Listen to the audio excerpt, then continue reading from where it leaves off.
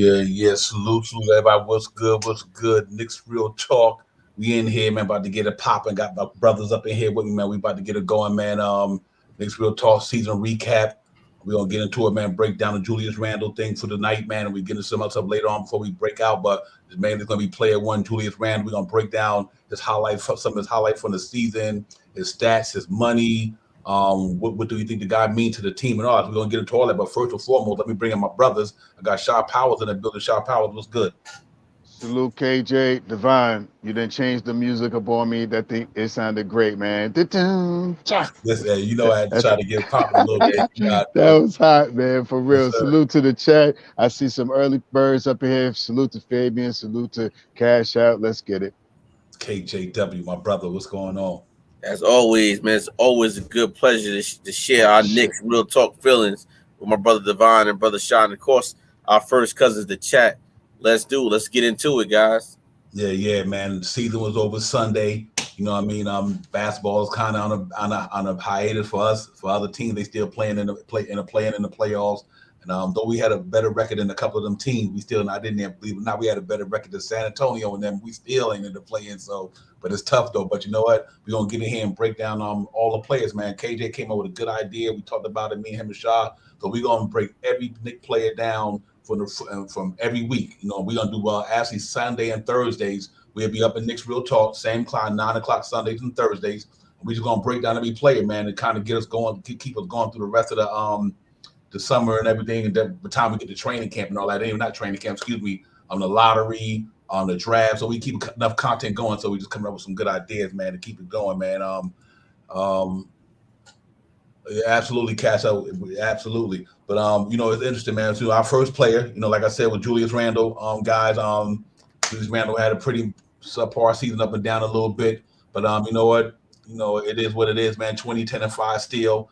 But he had a tough year, man. Shaw Powell and KJ with a little bit of the controversy, new teammates not really getting to jail that much. But you know, but it is what it is. But you know, he's still a Nick, and he's still a good Nick. You know what I mean? So hopefully that we can go with the Julius Randle thing tonight and break it down, man, and get into it, Shaw Powell, and then we talk about the man and see what's up. Yeah, talking about Julius Randle, the ups and downs of Julius Randle this year. And as a Knicks fan, I watched Julius Randle the 3 years that he's been here. And the first year that he was here was similar to this year that he was here. Also was similar to some of his other years that he had as an NBA player, where his range of his stats range. So let's get in and talk about Julius Randle and see where we could come about, see where we could put him, and if he's one of those guys that either we keep or we let go. Absolutely. Hey, KJ, man. Yeah, he definitely had a season to remember. You know, like I would say, you know, with a little bit of controversy here and there. But yeah, man, you know, but man, I'm gonna show you a highlight in a few minutes, man. We'll check him out, let us see his skill set, because he brings a lot to the table, man. So we'll bring that out. And I'll play it in a minute, man. We look at what the man could do, because he could do some things. But he just said this year was kind of like a little off year from various statistics. But everybody was off for the Knicks as well. It wasn't like it's only him, but being that he's the topic of discussion tonight, you know, he just had a peaks and valley season, man. You know, he had one streak where he was knocking it down, and then he had some streaks where you couldn't find him, man. So hopefully he could revamp that thing, and if we're gonna be here next year, then you know we can get it popping, I guess. Yeah, not sure. Like I said, he has a long summer. A lot of questions with his family. Does he want to be here? You know, and from Nick's organization and their front office, they got to figure out, man, is he really the person that we want to see here in the next 4 years to help build this team around? And by the looks of it, it doesn't look like it at the end of the season. The way it just went off on a sour note. It wasn't like last year. Last year we was like, you know what? Maybe he had the bad series. He didn't have no extra help. So let's bring in some reinforcements. That's what the Knicks try to do. This year was a total opposite. And being that we didn't make the playoffs, it makes it even worse. So it's like it's a lot of questions to be answered here. And it's a sit back and wait and see, guys, to me. Yeah, absolutely. Absolutely right, man. Because you know, though even in when Leon had a little press thing on the interview, you know, he you know, I think people kind of took that a different way. I thought he had to say the thing that he was pretty much talking about the things With Julius Randle going through the year and some of the things that he's good at and everything. But he didn't mention nothing about what he's standing, he going. So I didn't read nothing into it. He seemed like he just, because he talked good about Julius Randle, don't mean he wouldn't trade him. You know what I mean? Because it's a business. So I thought the interview didn't really, they had no substance for it, whether we're going to trade him or keep him. It didn't really tell me anything other than what he went through the year, how good, what he couldn't be, things like that. So I think he didn't need to say that anyway, but he talked about it, Julius Randle. But he a talent though, guys, man. The dude is a talent. You know what I mean? He really is, man. He can do it, man. He's a multi-dimensional scorer, inside, outside game, a good rebound, a great passer. And I'm gonna throw the vid up and let y'all check it out, man. And you cash out, like you said, the talent doesn't equate to wins. Yes and no, because it did last year. How many wins is different, but he did. He was on a winning team last year. He the first Knick in 8 years to take us to the playoffs. 9 years. I think this season probably was a little dicey, but last year, Julius Randle, we would have been in the lottery this year. Yeah. Real talk. You know what I mean? One for Julius Randle last year, we would have been in the lottery. So the man had a good season. He came and bought it last year, and I just think this year everybody kind of, a lot of things went different for the Knicks. And it equates to a lot of things. The Derrick Rose, like we always say, Derrick Rose, Nerlens Noel, what's the name? Kemba Walker, things like that. It equates to the way that the team plays. And maybe not having them guys like that around might have made an effect on what the whole team was doing this year, because we definitely wasn't, we was always, like Kay said, we was always inconsistent. You know what I mean? I think he had a part to do with that, but I don't think it's all on Julius Randle, because, I mean, like I said, Evan Fournier, RJ Barrett, they were inconsistent at the beginning of the year anyway. So a lot of things played into it. Kemba Walker not there. But I think Julius Randle shot power. I think the man is, whether he's gonna be here or not, the man is a talented basketball player. Like I said, you can't sneak at 20, 10, and 5. Only 2 players to do that other than him. You know what I mean? So that means, that's pretty impressive though. It just, like I said, this season was just, it was different. It was different. Let's put it that way. It was different. I'm going to put it out there, and I'm going to put it the straight real talk out there, man. I believe now that I sat back and seen the whole the season go by and stuff like that, I think, and this is me, I think Julius Randle missed Elfrid and Bullock. I if Elfrid and Bullock really not being on the team with him, Elfrid being his boy, they used to play together, if I'm not mistaken. I think it was in New Orleans. And Bullock, he built a great rapport with him. When those 2 guys left, I think, and aside of everything else that happened with Julius, but on the court, I believe with those 2 guys exiting the New York Knicks, really put Julius back into the way he played the year before. Good basketball player, 2010, 5 assists and stuff like that. But he reverted back to a lot of his old ways that he did the first year that he was here. So I believe that some of the reason why Julius had the season that he did this year, maybe I think that because of Elfrid Payton and Burks not being on the team, I mean Bullock, excuse me, not Burks. Bullock being on the team really affected him in the start of the season. Hey KJ, what's interesting to me? Even when he came, he said he wanted to build a win when it hit. Even in his last press conference, he said, "I want to be here." You know what I mean? He took on at one time we was calling him King Julius. You know what I mean? Because he took on that burden. He took on that burden last year, being a man here, and I think he wanted to do that.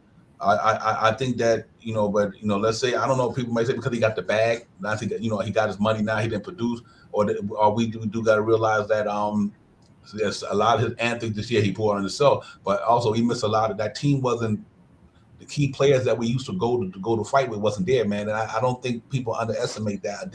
I think they don't realize that enough, that when you miss a Derrick Rose, and especially Derrick Rose and Nerlens Noel, you know what I mean? That changes the whole dynamic of the team, because now what that does is, it takes a lot of pressure off Julius Randle that had to help had to be that supreme defender, what he may not be, because you got Nerlens Noel there. Maybe he don't got in certain parts of the game, he ain't got to run up and down the floor if you got Derrick Rose there. You know what I mean?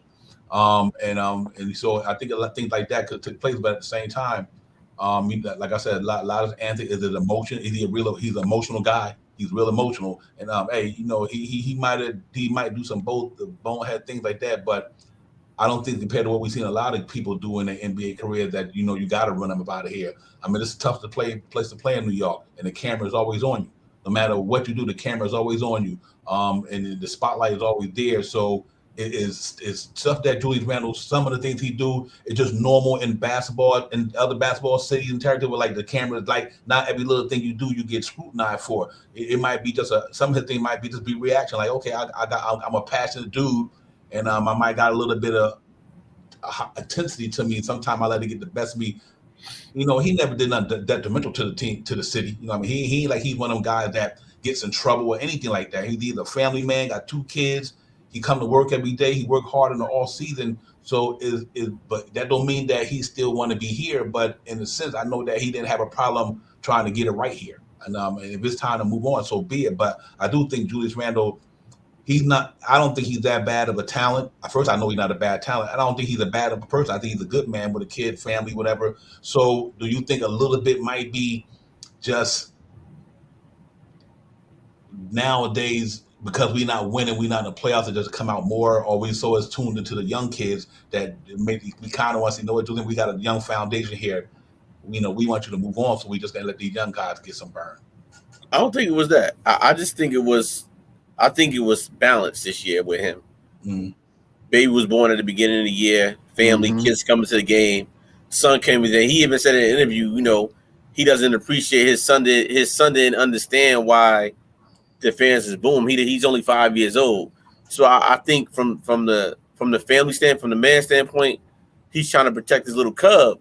My thing is, if that's happening and it's making you look a certain way on the court to the fans, listen, leave your family at home until you're ready. You read my mind. You know what I mean? Because I think it's him battling the home life, and then we all got wives. We know how it could be.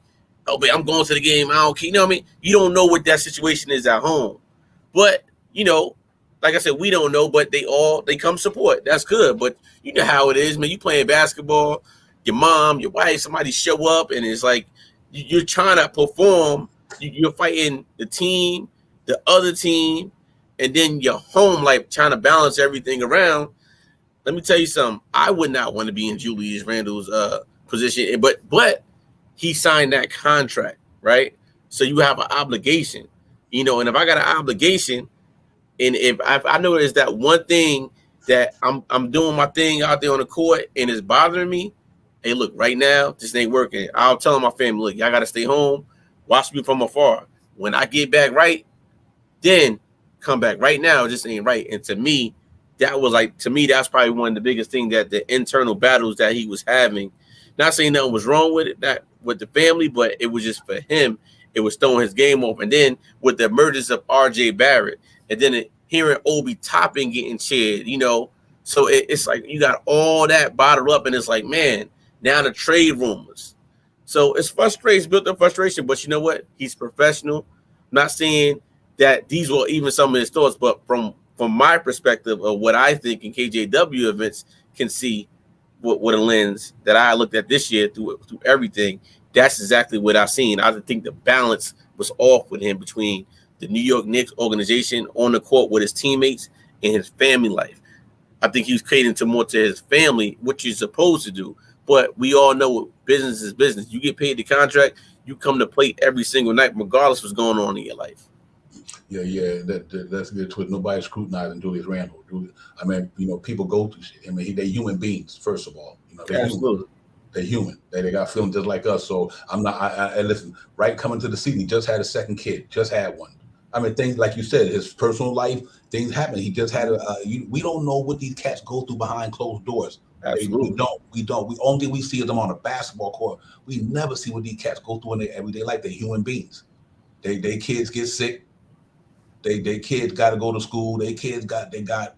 So I mean, they got things to think about as well. You know what I mean? So I'm not making no excuse for Julius Randle. Like you say, a grown man. So what I'm equating to is that sometimes you got to check a person in their mental. Some people, you know, it's not, you know, some things is not, it's serious. Like, you know, his you know, his passion, his energy, to some people might be anger. You know what I mean? You know, Shaw Powell, sometimes you might think a cat, like me, I get real crazy hype. You know what I mean? Because I'm passionate, but I guess what I'm saying is, so he a human being, but you know what? He had a good couple of years with the Knicks. So they move on from him. That's fine. I'm good with Julius Randle here or not, because he might come back here next year the way he played last year. You know what I mean? He might come back next year and have a better year than last year, because he did some stupid things. And I'm the one. I'm for the one want to move him. Let's not get it twisted. I want to move him. I prefer Julius Randle to go somewhere else. I want the young squad to get it popping. But it ain't up to me no way. We don't control it. We just talk about it.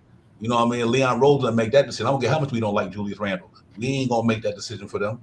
The Knicks organization gonna do that. You can hate Julius Randle until you blow in the face. Don't mean nothing, because it's what they gonna want to do with him. You know what I mean? They ain't got nothing to do with it. We just talk about it. You know what I mean? So, but I do think the young man, he had a different year, peaks and valley year. Mentally, he looked like he checked out sometime. And it's a tough situation this year, man. So what can you say? But overall, the man is a talent. He can do things for us. Like I said, last year he was all right. You know what I mean? He had a good year last year, no issues other than the turnover issue, but off the court. Off the court, Julius Randle wasn't a problem for the Knicks last year. You know what I mean? On the court, even off the court, he didn't have a lot of drama in his life. None that I know of. He just, he played out, balled down the contract year, got 24 and 10 every night, led the Knicks to the playoffs for the first time in 8 years. You know what I mean? He did what he had to do. You know what I mean? Listen, last person brought it to the playoffs was Carmelo Anthony. Julius Randle brought us here, so you got to give him credit for that. You know what I mean? Regardless how this year went, it went bad for everybody. Tiz had issues didn't have issues last year. He had them this year. RJ had some issues. It's just the way it is. This season was so messed up because of the injuries and the COVID, and Tiz might not make the right decision with the young kids every now and then, because everybody's human. He didn't make the best decision this year, but last year we couldn't say that about him. You know what I mean? Because he got us to the playoffs. But so Julius Randle, he was a thorn in the side of everybody this year, man. I think the man is I think you should go ahead and just let him move on, get some good deal for him, let him go somewhere else with his family and go out there and be happy and play basketball. You know what I mean? Because that's what it's all about at the end of the day. He's not a problem child. This is the first year you ever see Julius Randle do all this. So it's just one of them years that everything was kind of right. It's not the way the man lived every day of his life, but this year he had a bad year with that. That thumb down. That all that, it got to him, it overwhelmed him, and everybody took notice of that. And you can't tell a fan to shut. You can't do that. So you can't, not when he can't pay their hard-earned money. You know what I mean? So it is what it is. But let's just get into what he could do though on the court, man. Now I bring up a little joint with Julius Randle, man, and y'all check out the brother's skill set and tell me, do y'all think is his skill set worth keeping in New York? Because like I said, the man got a talent. You know what I mean? And let's see how what he could do on the court, guys, real quick.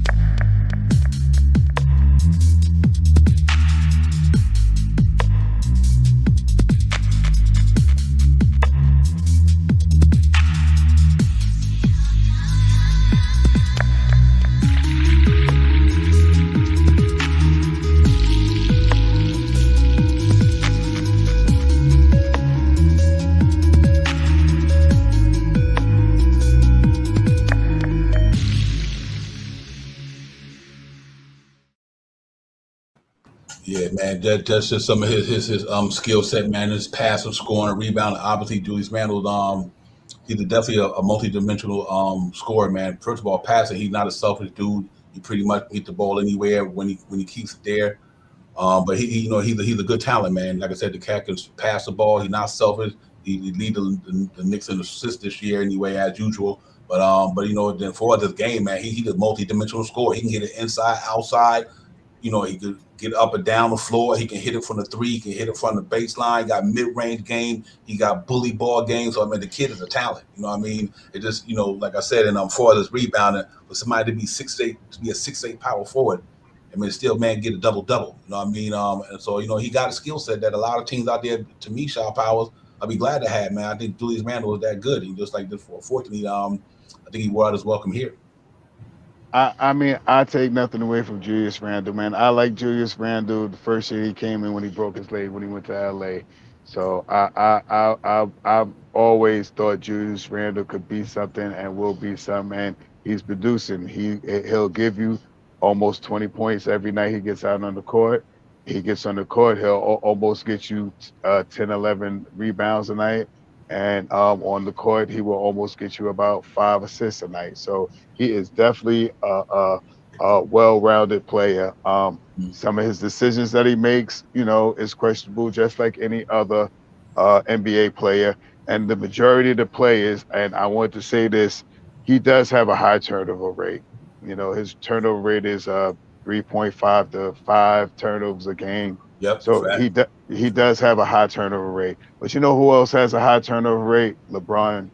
LeBron has a high turnover rate, and majority of premier high caliber players on the court that try to take over the game, pushes the ball, have two to four turnovers a game too. So in that case, yeah, I get pissed off at when he turns the ball over.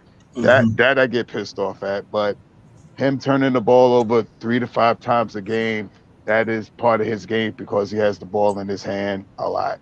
Mm-hmm. Um, is he a player that that can get on the court and play the ball? Of course, we just went over his numbers and stuff like that. But the thing for me, I think, like you said earlier, Divine, I would like to try to see if they could move off of from Julius Randle. Mm-hmm. For one of the reasons for the youth, the guys that are coming in now, all the guys that are trying to work together, they're kind of hungry. All these guys are basketball broke. You know what I mean? They're making $1 million, $2 million and stuff like that. Not making real good money, so they're hungry. And I believe I believe this, and this is one of the major reasons why I think that the Knicks should move on from him. I will say something about him and, will criticize him just like I will criticize RJ and the rest of the team, to an extent. But some of us Knicks fans, man, if Julius comes back this year, first of all, a lot of people is going to hate it. A lot of people is going to be their stomach's going to turn over. People are not going to want to hear that Julius Randle here. The way that Obi is turning his game around with more minutes, he's getting more points every game that he's playing and stuff like that. And can Julius really? He sits there and say he wants to be in New York, but I don't know if Julius really wants to go through what these New York fans could put you up under. And I think it would be uh I would like for him to move on from New York, man, before it gets ugly. Before it gets ugly, man. And he is a talent. He can score the ball. If you put him on another team that he wants to go to or another team, I'm pretty sure he's gonna prosper over there in that team too. If he's number two, number three, number one, whatever it's gonna be.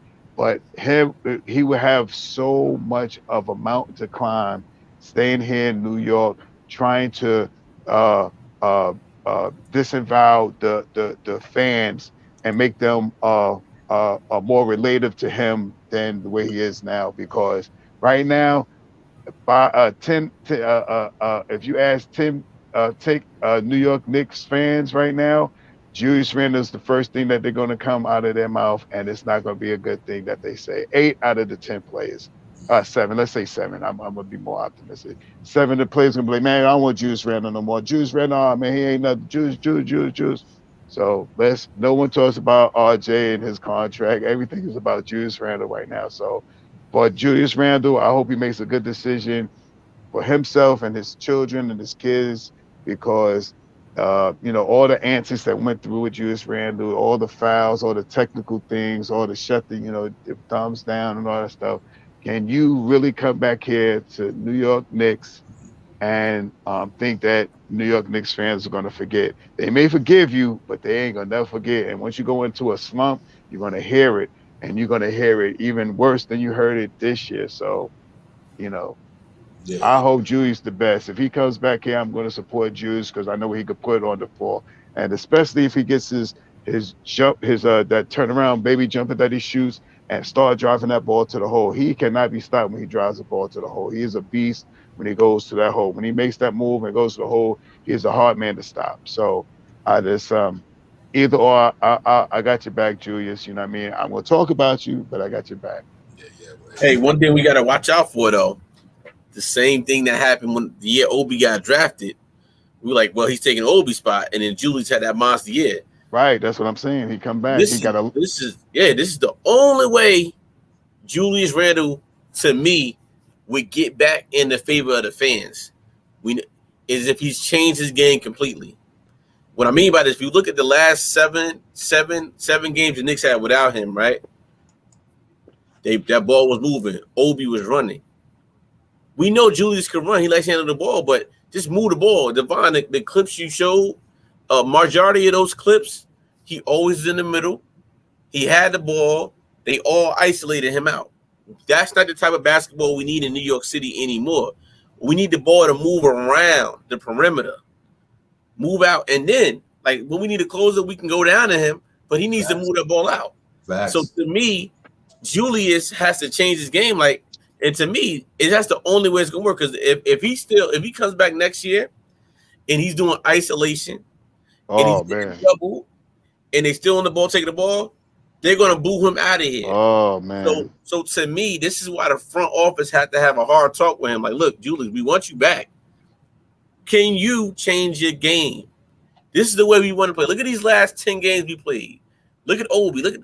We have to play that way in this new NBA, especially the way Tibbs coaches. You know that can the team keep going? Yeah, they can keep up. But Julius, as you the star on this team, we need you to adjust your game now because the game has changed from 2 years ago to right now.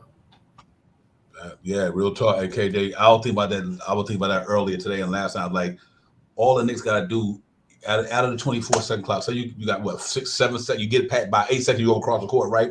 Move the ball around, and if it ain't nothing there, then you throw it down toward maybe 6 or 7 seconds left or 5 seconds left. You know what I mean? And that let him because his shot is that good. He probably the better other than Fournier in the starting lineup. He got the best mid range. He can pretty much get it from anywhere, but. All they got to do is run the offense, like you said, spread the ball around. But if it get down to like 5 seconds and we do need a bucket, you can go to him. But he can't be the one initiating the offense. I think that's the problem. The problem is right there. They got Julius Randle initiating the offense. They don't need him to initiate. They need him to be the last one in the offense. You know what I mean? When everything else breaks down, because RJ don't shoot better than Julius Randle. Nobody on that team other than Fournier for the three. But don't nobody got a better scoring game than Julius Randle on that whole Knicks team in that area or any area for that matter. His numbers is his numbers, man. You know, and they don't lie. Julius Randle been ascending every year of his career since he got in the NBA, and he got better every year. I think, like I said, this year just was one of them bad years with all the antics and we losing. You know what I mean? And we losing, so losing brings this. When last year we gonna worry about it because we was winning. So I do think that, but for me, I think Julius Randle, Knicks can take him in the first and get anything for it. Julius Randle is a good player. Knicks don't know how to have a problem moving him. He's a talented dude. Like I said, Luka Doncic, my man, like who that? LeBron, 20, 10, and 5 the whole season. Man, you know, the man was he was an all-star last year, a most improved player and third team All NBA. That you don't get there just because you ain't good. You know what I mean? Julius Randle got chosen by the NBA and all the other coaches, whoever does that this man is worthy of being an all-star. He's worthy of being the most improved player, and he was worthy of being a third-team All-American All-NBA ball player. That's talent. You know what I mean? No matter how much, whether you like him or not, or you like his whatever he's doing, but you can't dispute his talent.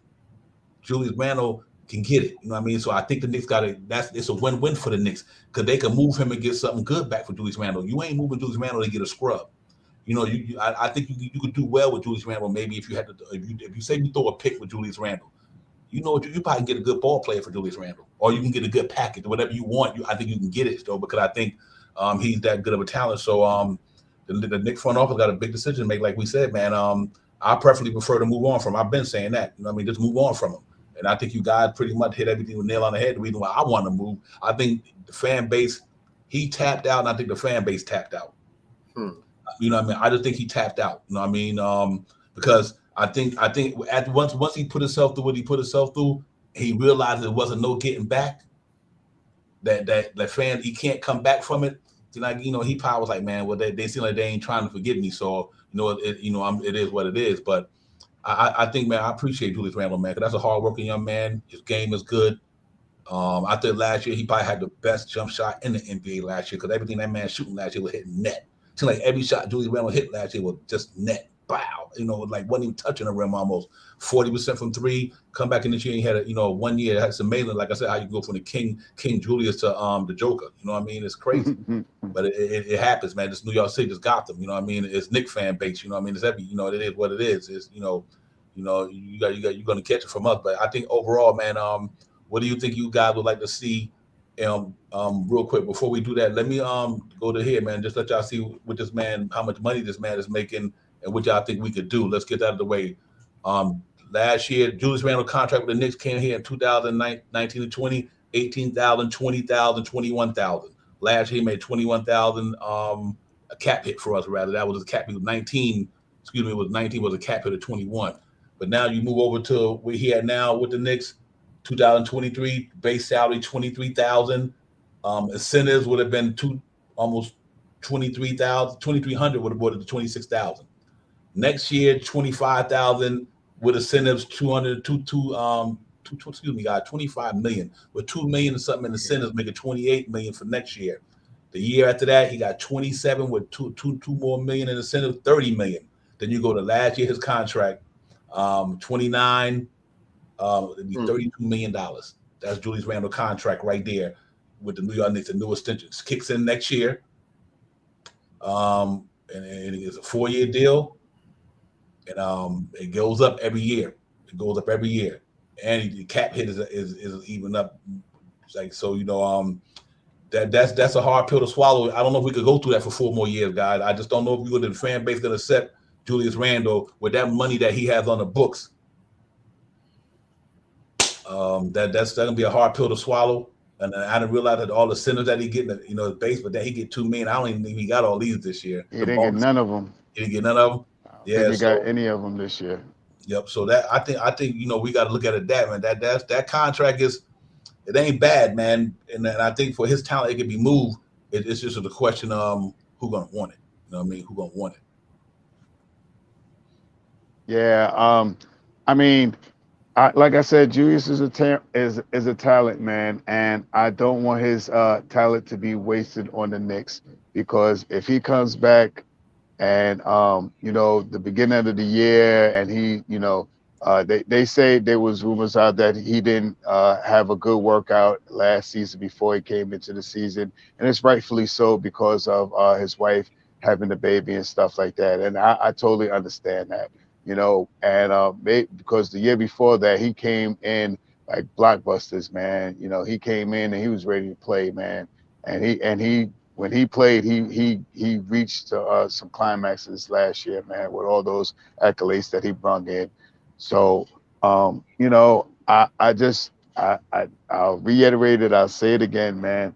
I don't want Julius to be here and go on a slump, because the New York fans is not going to forget, man. And as soon as she go on that slump, man, oh man, he's going to get hit hard. He's going to be ridiculed. You're going to start hearing them talking loud, booing Julius, and I would rather him be somewhere where he could keep his mind right and keep elevating his game, where he don't have to really look over his shoulder like he would be doing here, man. Because one slump, one bad week, 6 turnovers, get ejected or something like that, it's going to be right back to where it was, and it's going to intensify.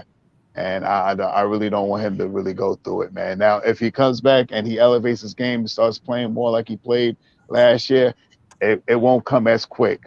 It surely won't come as quick. And if he could get in front of it and really build his game back up and start shooting the ball a little better, get his 3-pointers up a little bit and stuff like that, I think he'll be okay. But if it starts off slow or anything's resemblance of this year that just passed, I'm gonna sit back and feel sorry for him that he didn't want to make a move. Yeah. Hey, KJ, was interesting, and that 29 million and that 25, 26, that's a player option too. It ain't a team option, so he get to choose that if he would be here. So and like I said, man, I don't think nobody's on this panel making an excuse for Julius Randle. You know what I mean? And so I just think that's what it is. We just think all we just saying as content creator that we just think the man got to move on, but a lot of people go through stuff. You know what I mean? Some people handle it one way, some people handle the other. Nobody making an excuse for Julius Randle. I damn sure ain't. He a grown man. I ain't making an excuse for him. But but things happen in life though. You know what I mean? And I can test to that. I'm a grown man. I have things happen in life. Shit happens. Things happen. What are we gonna do? You know what I mean? And some people can handle it, some people can't. He probably just the one couldn't handle the pressure. It might have got to him. It happens. He a man. He grown. He a human. But that still don't equate to what he do on the basketball court. You want to pick at Julius Randle, you get on him about his numbers. You want to talk about what he do for the Knicks on the basketball. That's all I care about. I don't care what he do in his personal life. All I worry about what Julius Randle do, what he do on that court for the New York Knicks. Is he going to help that team win? That's all. I don't care about all the other stuff. It's not even important because I know he's a human being like we are. You know what I mean? But all I care about is what he put with the numbers, brother. Numbers of wins and losses right now. Right. Wins and losses. And you know what? We this whole thing is about championships, right? We're trying to get to that championship level team. Like, we could be a good 82 game season team, but when it gets to the playoffs, who's going? It's not like the 80s, 90s where take Magic, you take the Lakers, right? Showtime Lakers, the Magic, Kareem, all those guys, right? The NBA, I think the last you got Jordan in the 90s, and then you had Golden State, right? With KD, Durant, Thompson. What I'm saying is a lot of these teams now, and last year Milwaukee winning, right? Milwaukee had one star with the others, right? It's about getting hot. So when I'm looking at Julius Randle, right? He's a great player. But if we had to move on from him, we might not get the big fish that we want, but we might get 3 or 4 others players that's going to fill in. And that last year, Divine, paying him $29 million. Well, we're in year 1 of this antic. I can't go. I mean, as a Knicks fan, that's going to be hard for me. Right. To go through another 4 years again where we could have had another 3-4 players in the 4 years. And then we talk about drafting. We got first round picks from right now until like 2029. Right? So between all these picks, we don't know who's coming up. We don't know, but we have a nice young infrastructure. So my thing, if we could move on from him and bring in some other guys, we might not get the Donovan Mitchell or the Dame Lillard, but we might have 3-4 other players that plays defense, that's going to work hard, that's going to come every night to eventually get us to that next level. And that's the time. This is the type of Knicks team that I want to see building.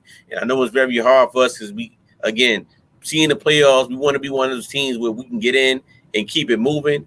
But to build a team, it's not just about one player. No one player in NBA history has won a championship by themselves. Facts. You can go back for years. Never been done before. You might have great players, but come on. So my thing with Julius, unless the man changing his game completely, I just don't see him on this Knicks team going this past this summer. I'll be surprised if he's a New York Knicks going into next year. Yeah, man. You know what? It's just definitely time to move on. You know what I mean? And I think you're gonna. I think I agree with everything you said 100%, man. That you can get. You don't have to go get a star or chase. All you gotta do is get somebody who fit the mold of what we're trying to do. Like Leon Rose said, and we want to go young and keep developing my youth. Bring some guys in here just to get the money of the books. All we gotta do is get Julius Randle money of the books. You know what I mean? That's the main thing for me, because if that was the case, you wouldn't trade him because you might not bring about a talent good as him. I don't want to let Julius Randle go because of who he is as a talent. I just want to let him go because we this organization can go a whole different direction. We can get rid of that contract. You know what I mean? If we can move that $106 million and maybe turn it into 30, 40 million in aspirants in the next year, then you reap the benefits of it. You know what I mean? Like you said, you bring in some players that they might not be stars, but they can fill a void on a team. To let Obi Toppin and all these guys can't register to the world, be in the starting lineup, and trade them for some guys who can make an impact on the team. You know what I mean? And, unless because I really don't want to lose. Put like this here, you don't want to lose Julius Randle contract to bring in another contract if that contract, if the player is not just as good as Julius Randle. In other words, I get the Jalen Brunson thing, but why would you want to get Jalen Brunson instead of Julius Randle? Why would you want Jalen Brunson instead of Julius Randle? And you got IQ already. Right. So Paying him 18 million. I don't want to get rid of his contract to be signed to somebody who you're going to give 4 or 5 years to, because I'd rather have Julius Randle than Jalen Brunson. Straight up, Julius Randle is that talented. You know what I mean? He's that talented. So, but I like what KJ said, like you can get 2 or 4 players and some picks or whatever, and just to move the contract to get it off our books and still have the flexibility to go out there and take that money to get somebody. Then you know, and I do think that that's possible. Julius Randle might bring you back. Somebody gonna take Julius Randle. He's that good. He just well out his welcome in New York. You get him around an Eric Spoelstra. You get him around somebody like that who can say, you know what, we got you down here. Come on, you know, or Jason Kidd. You know what I mean, down in Dallas. I think Julius Randle can respect coaches like that, and he respects it. But I mean is that he wouldn't be a fool down there. So I think he got a good shot to go somewhere. But that's the reason why I want to get rid of Julius Randle, because I think that with the way the young team is playing, how good they look, their maturation, and I can see that team in 2-3 years from now being real pretty good. So that's other than that in his contract. But I don't want to move because of his talent, because his talent is good. I just want to move him because I think we going in a different direction with these nice young nucleus we got, and we also to get rid of that $106 million. That's it. Right. For me, Shot Power. That's the main reason. Because I think we could this team moving forward gonna be good, man. These young boys gonna be good. I think they're gonna be good, and you can always get some good talent behind them that's veterans. But they you know they're not looking to play like that, but at least they're on the team to give them guidance. It don't affect the young growth and development. But you know that's the only reason I would want to move to Toronto for that reason. But believe it or not. Yeah, I'm with you, Divine, and I think if we can bring some guys and see the big thing about bringing some guys in, you know, Julius Randle is, I'll say it again, is a dominating force down and the low. When he drives to the basket, he can shoot the jump shot and stuff like that. Mm-hmm. But with the emergence right now of the way Obi Toppin is playing, with the way IQ is playing right now, how we think Grimes is going to come back and play next year, how we hope that Reddish is going to come this year and elevate his game as well. The 20 points that he gives up, we can make up the 20 points that he gives us when he plays on the court. What we won't be able to maybe depending on who we bring in here is the way he defensively rebounds the ball. He's a great defensive rebounder, and I want to say this, and this is only because I'm a homer. The reason why Julius Randle defensive rebounds are so good is because we got Mitchell Robinson on the court. He grabs all the rebounds. Mitchell Robinson doesn't grab a lot of rebounds because he plays a lot of defense on the three-point line. With that being said, we will probably lose a little bit from rebounding. With the guys we bring in, we could possibly make up his 5 assists. If we bring in a guy or two, I'm pretty sure between the two guys, or Obi and whoever backs up Obi could possibly make up that 20 points, 10 rebounds, and those 5 points collectively. With saying it that way, that means that the ball is moving a lot more. And the way we watched the last couple of games with the young crew out there running the ball, pushing the pace, getting high assists and stuff like that. That's the type of basketball that we all are talking about. Athleticism, fast pace and space, and getting the ball up the court and you know, getting high percentage shots. And I think that's if from all the talk from Leon Rose and all the things that he said about moving with the youth, we want to keep the youth movement going on and stuff like that. This would probably be one of the best opportunities to get off a contract to save us some money and run with our youth. Plus, our youth right now is very low paid. I mean, I don't want to say low paid, but with them not getting any guaranteed contracts anytime soon, if we can move off of Randall, we can eclipse a little bit of some of that money that we got out there for him. Bring in 1 or 2 players, save $2 or $3 million, get a extra 2 or 3 draft picks back, second round probably, with moving him and maybe bringing somebody back on a lesser salary and then getting an extra trade or a draft pick or something like that. So, I think this youth movement is the way that we should be going. If Leon Rose is talking about running with the youth, and as the thing said out there about Thibodeau wishing that he could have ran the youth a little earlier in the conversation, in the season, then this is the conversation that the New York Knicks really have to have if they're going to move off of Julius Randle.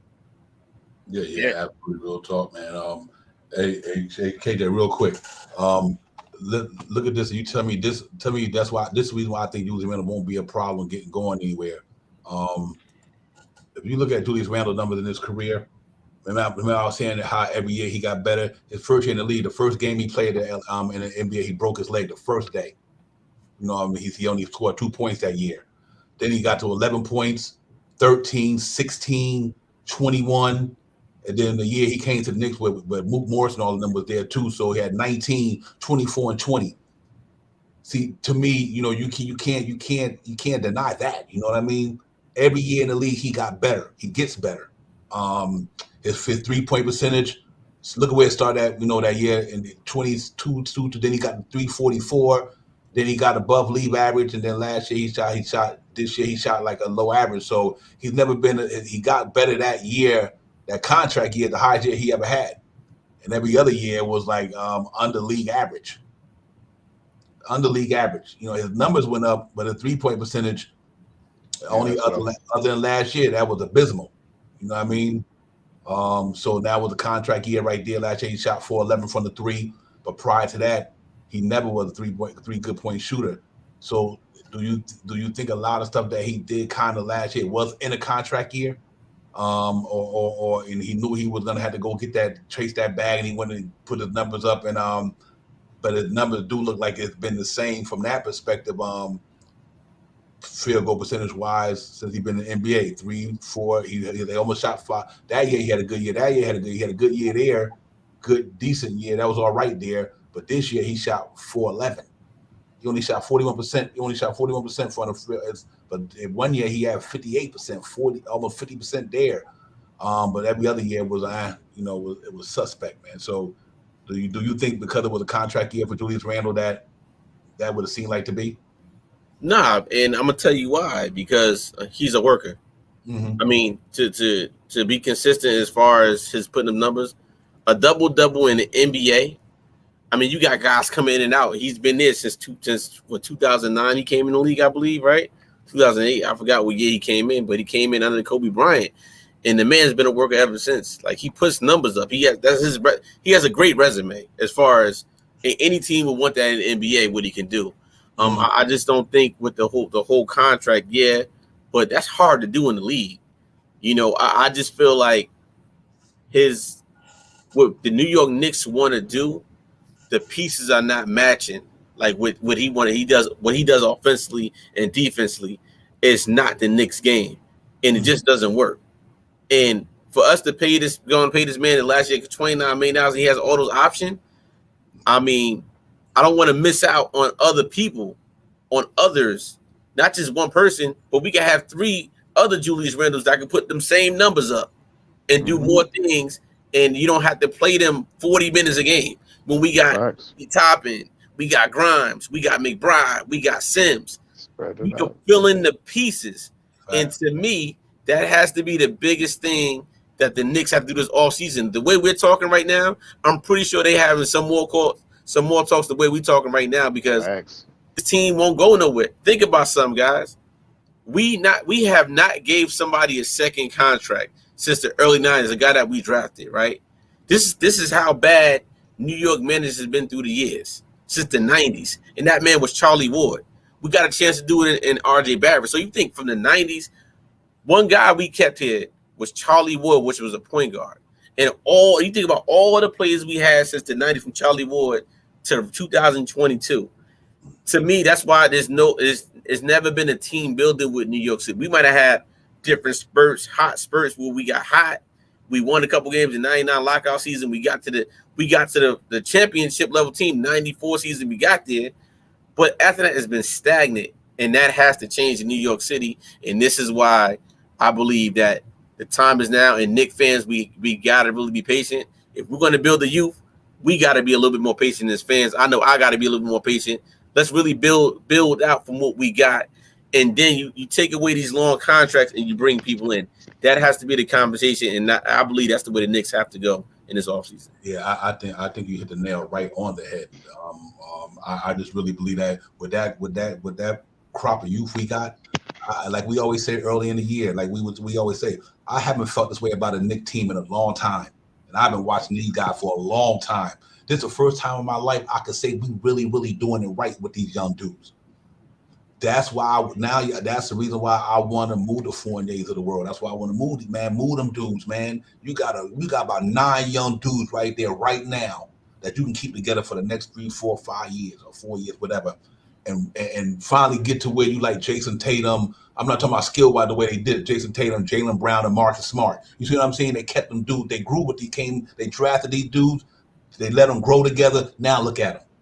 They're down the verge. They up there. You know what I mean? So with the Mitchell Robinsons and the RJs and the Grimes, all these guys we drafted. Think about it.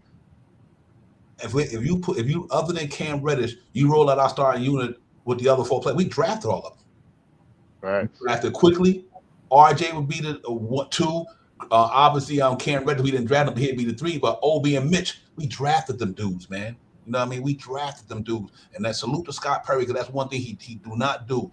He keep them. He might not got a chance to stint nobody, but he kept Damian Dotson his 4 years. He kept Frank his 4 years. He kept Knox almost his 4 years to this year. They gave these guys the opportunity to be part of the Knicks brand, and then if they wasn't ready by that other time, then they had to move them. But I give them credit for that. That's why you got to move Julius Randle and them guys, man. Keep that young crop, man. Them young boys are gonna be special. You plug and play a couple of pieces here, there, Sharp Powers with that youth movement we got right now. That team gonna be a problem next year. I really believe that if what I'm looking at, if they give Obi the keys at the power forward, bring Mitchell Robinson back, and if you don't do nothing, let quickly start the season with RJ and Cam Reddish, and you knowing that you got Gerald Wilson, McBride, Grimes, you plug in 2 more dudes in there with them, that's a playoff team already.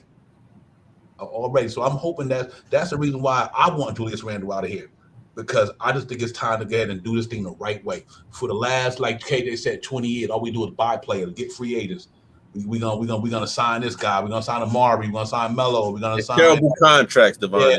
Yeah, that's what they've been signing. Right, they've been signing. But now we finally got a chance to do it from within. You know what I mean? Within the structure of the organization, we drafted these dudes, man. Salute Vinyl Soul, my brother. Salute. You know, it's good to see that we're doing it that way. So Julius Randle, to me, that makes it expendable to me. You know what I mean? It really does. I just think that we got to move on, Shop Howard, and let this youth movement start. But you know, and like I said, it's not because Julius Randle's not a good player. We not wishing nobody out there. It's because of the situation, the circumstances. The fan base kind of turned on him now. If you have a bad game, like you said, you know how they're gonna be wilding. You know what I mean? And it's not worth it. It's not worth it. It's better if the Knicks let him go somewhere where he can be more comfortable. And at the same time, we can build a team the way we want to build it. And I think that's I think it's a win-win for both teams. I think Julius Randle know that. He know that, you know, right now because what he's going through, because he don't want to put he's not going to be able to bring his kids to the game like KJ said in peace. Because you know, and because he might not be nothing to do. He might go in a slump. It might not be no antic or anything. You know what I mean? He might just go in a slump, but he gonna hear it from us. So I think for him to just go somewhere like Dallas or whatever, shop out, it might work out for him. Yeah, I mean, for his sanity, that's what I said. And I know people talk about, like I've even talked with some of my coworkers and stuff about Julius bringing his son to the MSG, and if it's a matinee game or if it's an early 5 o'clock game, sure. That you know, as you know, I'm not trying to really rip into Julius Randle, but that kid should be home in bed game be over like 10:30, 11 o'clock. I mean, I know he wants his father to be out there to see his father and stuff like that. But in the same terms that you want to be out there, you don't want to hear, yes, you don't want to hear, have your son sitting there when you're getting booed, or some of the games that you were out there, you were causing ruckus and being in fights and getting technical fouls and stuff like that. You know what I mean? Being real aggressive and upfront with the referees and stuff like that. So I mean, it is a yin to a yang, and of course, he's from New York, and he wants his son to be a part of it too. And I totally understand it, but you know what I mean? Who am I to say what Julius Randle should do with his child? You know what I mean? You know what I mean? Who am I? But for me, I think, like I said, matinee game, sure. Early game, 5 o'clock, over at like 9 o'clock, okay. You know what I mean? He's 5 years old. He's probably going to get homeschooled anyway. But at any rate, I really believe this, man. I think for his sanity, for his well-being, I think Julius Randle should think, if he's not thinking about it, maybe think about making a move, and Dallas would be a good place for him, or Utah. Right. Yeah. Real quick, KJ. If you had to trade Julius Randle to any team, who would you like to see him go? Well, he's definitely going west. I'm not changing Julius to any East Coast team. Right. The team I'm looking at is probably the Minnesota Timberwolves. Okay, let me pull them up. Okay. Minnie, here you go. Right there. All right, we got the Minnesota Timberwolves right here. You got Julius Randle right here, making 19. But here go the players. Who would you like to see him go there? Who would you like to see in a trade? I'm taking Patrick Beverley. Okay, Patrick Beverley just signed a deal. He's getting 14 million. I think he just signed a little extension, but he's getting 14 million. Okay. I'm taking Michael Beasley. 14 million. 28. And I'm taking Jared Vanderbilt, the forward. Wow. That's 32 million. I mean 32 million. For Julius Randle. That's it. That's my trade. So okay, because that's over. So who we gonna have to send somebody with Julius Randle, because you're talking 32 million. Julius Randle cap hit is only so about, and I throw in Noel with that. Okay. So you go Patrick Beverley, Beasley, and Jared Vanderbilt. And it as a forward. And particularly maybe it depends. The sweet deal, I give him a second round. I'll give him a second round this year for that. Just to get rid of that contract. So let me ask you a question. If you do that trade, what Knicks? So you talking about bringing? So you're gonna have to start Malik Beasley, obviously. I mean, I'm not saying I don't think he. Let me rephrase that. He would want to start. That's what I'm trying to say. Right. I mean, we'll see. But other than that, I will go with the IQ. I'll go with IQ. Okay. Reddish.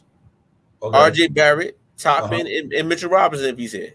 Okay. And then I will plug and fill. I'll bring him Malik Beasley off that bench, because you know why? Because I got a starting guard that could play, especially a Patrick Beverley. You seen what the man did yesterday out there? Would you start Patrick Beverley? Or you come off the bench? No, he coming off the bench. Patrick Beverley coming off the bench because he's my energy guy that I need. He's my guy. I'm thinking about playoffs right now. I'm thinking about regular season. So I want to have a deep enough team for the playoffs. So and I move McBride in, because that means you're going to put McBride down to the third string. That if you got quickly started and you bring in Patrick Beverley, now that means McBride going to be a third stringer on at least from a point guard perspective. It all depends, because a guy like Patrick Beverley with McBride can teach him a couple things out there of how to be savvy, how to get under people's skin a little bit. But no, of course, I'm still got McBride coming in. But let's see, you know how Tibbs is. Hey, when I need Patrick Beverley, I need that guy there for my bench, right? But I know he's a picking. Somebody go down, I could bring that guy up. Obviously, I'm thinking about that's just one move right there.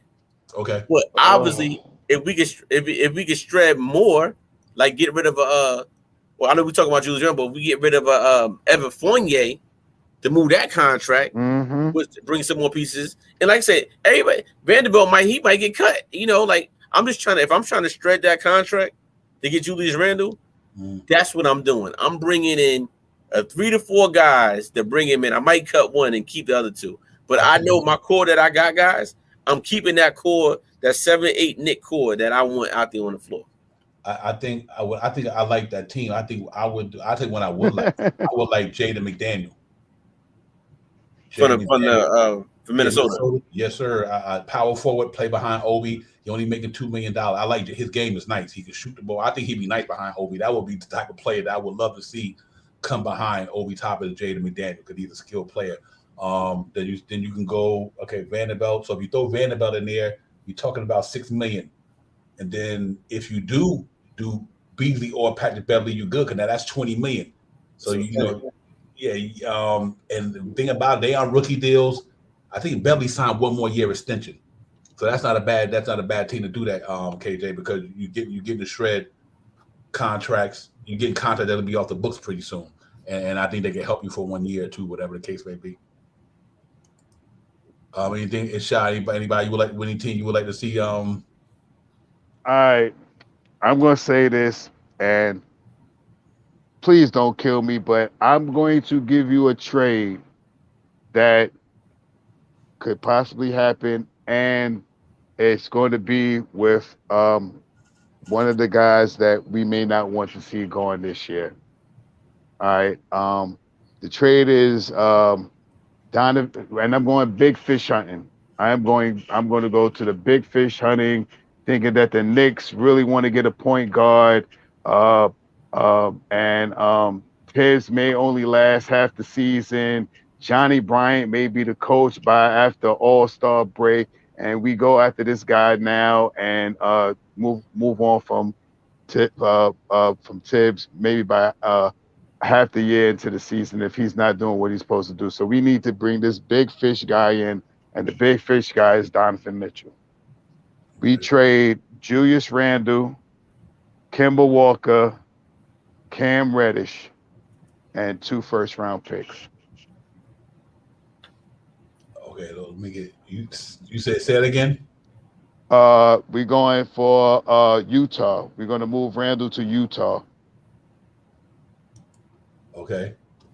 And we're going to get Donovan Mitchell. And we're going to move Julius Randle, Kemba Walker, Cam Reddish, and 2 first-round picks. Cash out. I think he'd be available. I think Keegan Murray would be there to answer your question. I do think he'd be there. I'm doing that, Sha. I would do that. Depending on what Utah with Mitchell and Quinside, they might be a playing team next year. Snyder or Nurse is going to the Lakers. I do think if Donovan Mitchell and them don't get to the finals, he out. I bet you. He out. If Donovan Mitchell and them don't get to the final, I think he gonna vote. My opinion. That's just my opinion. I'm not saying it's going to truly happen, but I would think so. I think if he don't get far this year, he gonna do that. And that's the whole thing, man. What Emil about to say, they think they would want RJ, and I don't think they should do that. I think they got to try to pair RJ with Donovan Mitchell.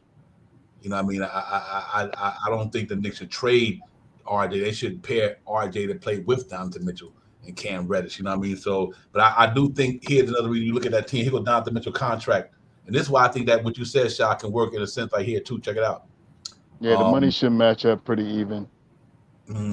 Maybe another first round would sweeten the deal, but I think that money matches. Yeah, he get 28 million a year. And I think that he goes up because he's going to be in the 3rd year of his 5-year extension. I think 2nd year, 3rd year. What, he 32, right? He probably be about 30 something. Yeah, yep. So to me, let's say if they move down to Mitchell, this is the reason why I brought this up the other day. You still got Rudy Gobert, 35 million, almost 40. You still got Mike Conley. You still got Jordan Clarkson. If they don't move none of them guys, they're going to want to try to make the playoffs.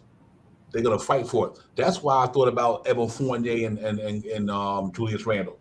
because I think if Quinn, like they said, if Quinn Snyder do stay there, if he don't leave, and Rudy Gobert's still there, and Mike Conley still got money on the book, unless they're going to try to tear that thing down, which I don't think they would totally tear it down. I think Bogdan, his should be Bogdanovic's contract might be up pretty soon, so I think that come off the books, But I think they can pull it off. I think you're going to have to definitely. I would try to do Julius Randle. I think Julius Randle will play well with Rudy Gobert away because Julius Randle's an outside player now almost anyway.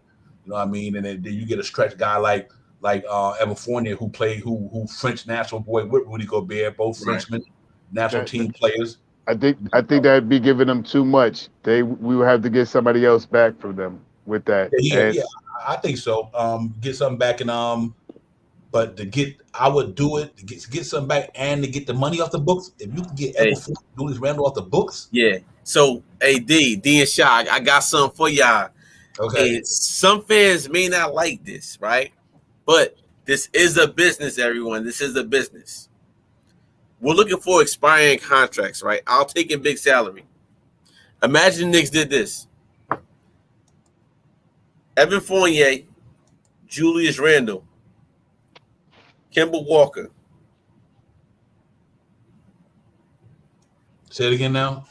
Evan Fournier, Kemba Walker, okay, and Julius Randle for Russell Westbrook. Yeah, do it in a heartbeat. Yeah, I would do that. Do that in a heartbeat. Not even a thought. Nah, you would do that, right? Yeah, So the reason why I'm saying this because I think a Westbrook for 1 year in New York City might resurrect that man's game, and he plays the way Tom Thibodeau wants to play. He wants to run that quick. Let's take away Russell Westbrook's shooting. Westbrook might average 10 assists a game with all the shooters we got. Because think about it. Now you can plug in Grimes for Evan Fournier. Yep. Right? We bring in Westbrook. We got a point guard, right? We'll bring him in. In the defense, imagine the starting lineup with Russell Westbrook, RJ Barrett, Cam Reddish, Obi Toppin, and Mitchell Robinson. I'm just saying it may work for 1 year. I would do John Wall too, Fabian. Hey, listen, I see people for 1 year. I don't know why people are tripping. Me neither. I see. Word. It's not even about Russell Westbrook's game. It's about moving $150. Thank you, Devon. Devon, I'm happy you said that. I see some of the chat. Yeah, it's about moving contracts. It's a business. We're trying to move. What? If they come to me, what you just said, I'll move that. And on top of that, you open up rotational spots too. Thank you. You open up 2 rotational spots. You open up 2 rotational spots by you said Fournier and Randall. He said Randall, Fournier, and Kemba Walker. Oh, yeah. So you open up 2. I would do that deal all day, every day. Yeah, I would do that. Russell Westbrook for aspiring for 1 year.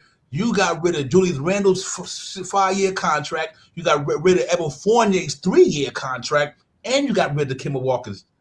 That's $100 and almost $70 million you got for $40 million for 1 year, $44 million. He comes off the books. You got your $44 million back. The young guys get to develop 1 more year. You take that $44 million. You sign RJ Barrett. You sign Cam Reddish, and you good. Period. That you do that deal all day, every day. Because it ain't about Russell Westbrook, like my man KJ said. He having a good at the end of the year when LeBron and AD he had a better, because you know what, that was a mistake anyway. You can't play Russell Westbrook and LeBron James together. They both can't shoot. Not that good. So, but KJ, I would do that trade all day, every day. Because like I said, it's about getting that right. money back, keeping that young infrastructure, taking that aspiring next year after that, go spend that money. Y'all love Cam Reddish. That's why you bring in Russell Westbrook. So when that contract leave, you could pay Cam Reddish and you could pay RJ that money. That's a no-brainer. And you gotta understand, in LA, you got so many dominant people out there right now. The field is too crowded. Come over to New York. Come to New York. We will embrace Russell Westbrook. The defense wins championships. The man still can play defense. The man still play defense. And think about this. If Russell Westbrook comes over here next year, he'll probably be the best defender on the New York Knicks.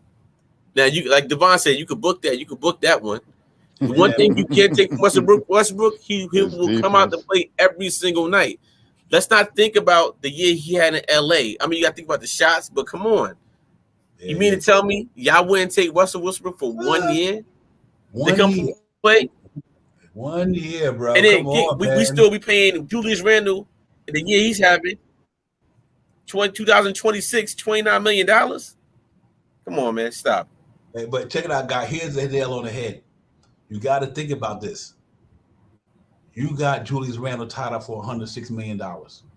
You got Evan Fournier tied up for another, after this year, 30-something million dollars. And you got Kemba Walker after this year tied up for $9 million. Dude, you getting all that off the book. You freeing up 2 roster spots, like Shaw Power said. Not only you bring Westbrook in, you taking 3 players out. Exactly. So now you can free up 2 roster spots, but you also freed up almost $100 million if you would have kept Julius Randle the length of his contract. Right. But either way it go, you getting rid of Fournier's extra $18 million the year after year. You getting rid of Julius Randle's next $26 million a year after year, and you getting rid of Kemba Walker's $9 million for next year. Dude, you do that in a heartbeat, and you still don't lose no ground because it's only a year. Hey, John, check it out. Not only that, you could trade him at the deadline. Facts. You could trade him at the deadline. Sure could. You could rent Russell Westbrook for 6 months or 3 months. Trade him at the deadline. You know a contender gonna want him because he's on an aspiring deal, just like we got him on an aspiring deal. He come on, man. You make that play. You make that play all day, every day. That's real talk there, brother. Good one. Hey, AD and Shiro, I gotta go. I talked to our first cousin in the chat. Hey, first cousins, let me put you on the headline for a minute. This is not the same move that the Knicks would do. This is a 1-year deal. We're not knocking Westbrook for 5, 6, 7 years. We got paid a man. It's a 1 year expiring. It's a business at the end of the day, people. It's a business. We're trying to become a consistent team. We got to move on. Year 1 worked. Year 2 didn't work. What else are we gonna do? So I mean, y'all tell me, chat. Y'all tell us what y'all want to do. Put a trade in the chat and let us know what trade would y'all want to see for Julius Randle. I would do that one though. No question. That one that's a no-brainer right there. Even for 1 year that's expiring and you getting off of 3 contracts to bring back 1 contract, yeah, I'm doing that all day. And as for Westbrook, I mean, you would hope they would come here and maybe he could reevaluate his game and stuff like that. But even if he doesn't, by that trade deadline, he's easier to move than Julius Randle is. So hey, check this out. Hey KJ, I'm gonna tell you why another reason why you do that, Shot Power. Not only did you do that, now you look how simple it is gonna be to get Nerves Noel and my man's Alex Burks contract off. That's simple. So all them people you signed this year, you got rid of all their contracts. All of them.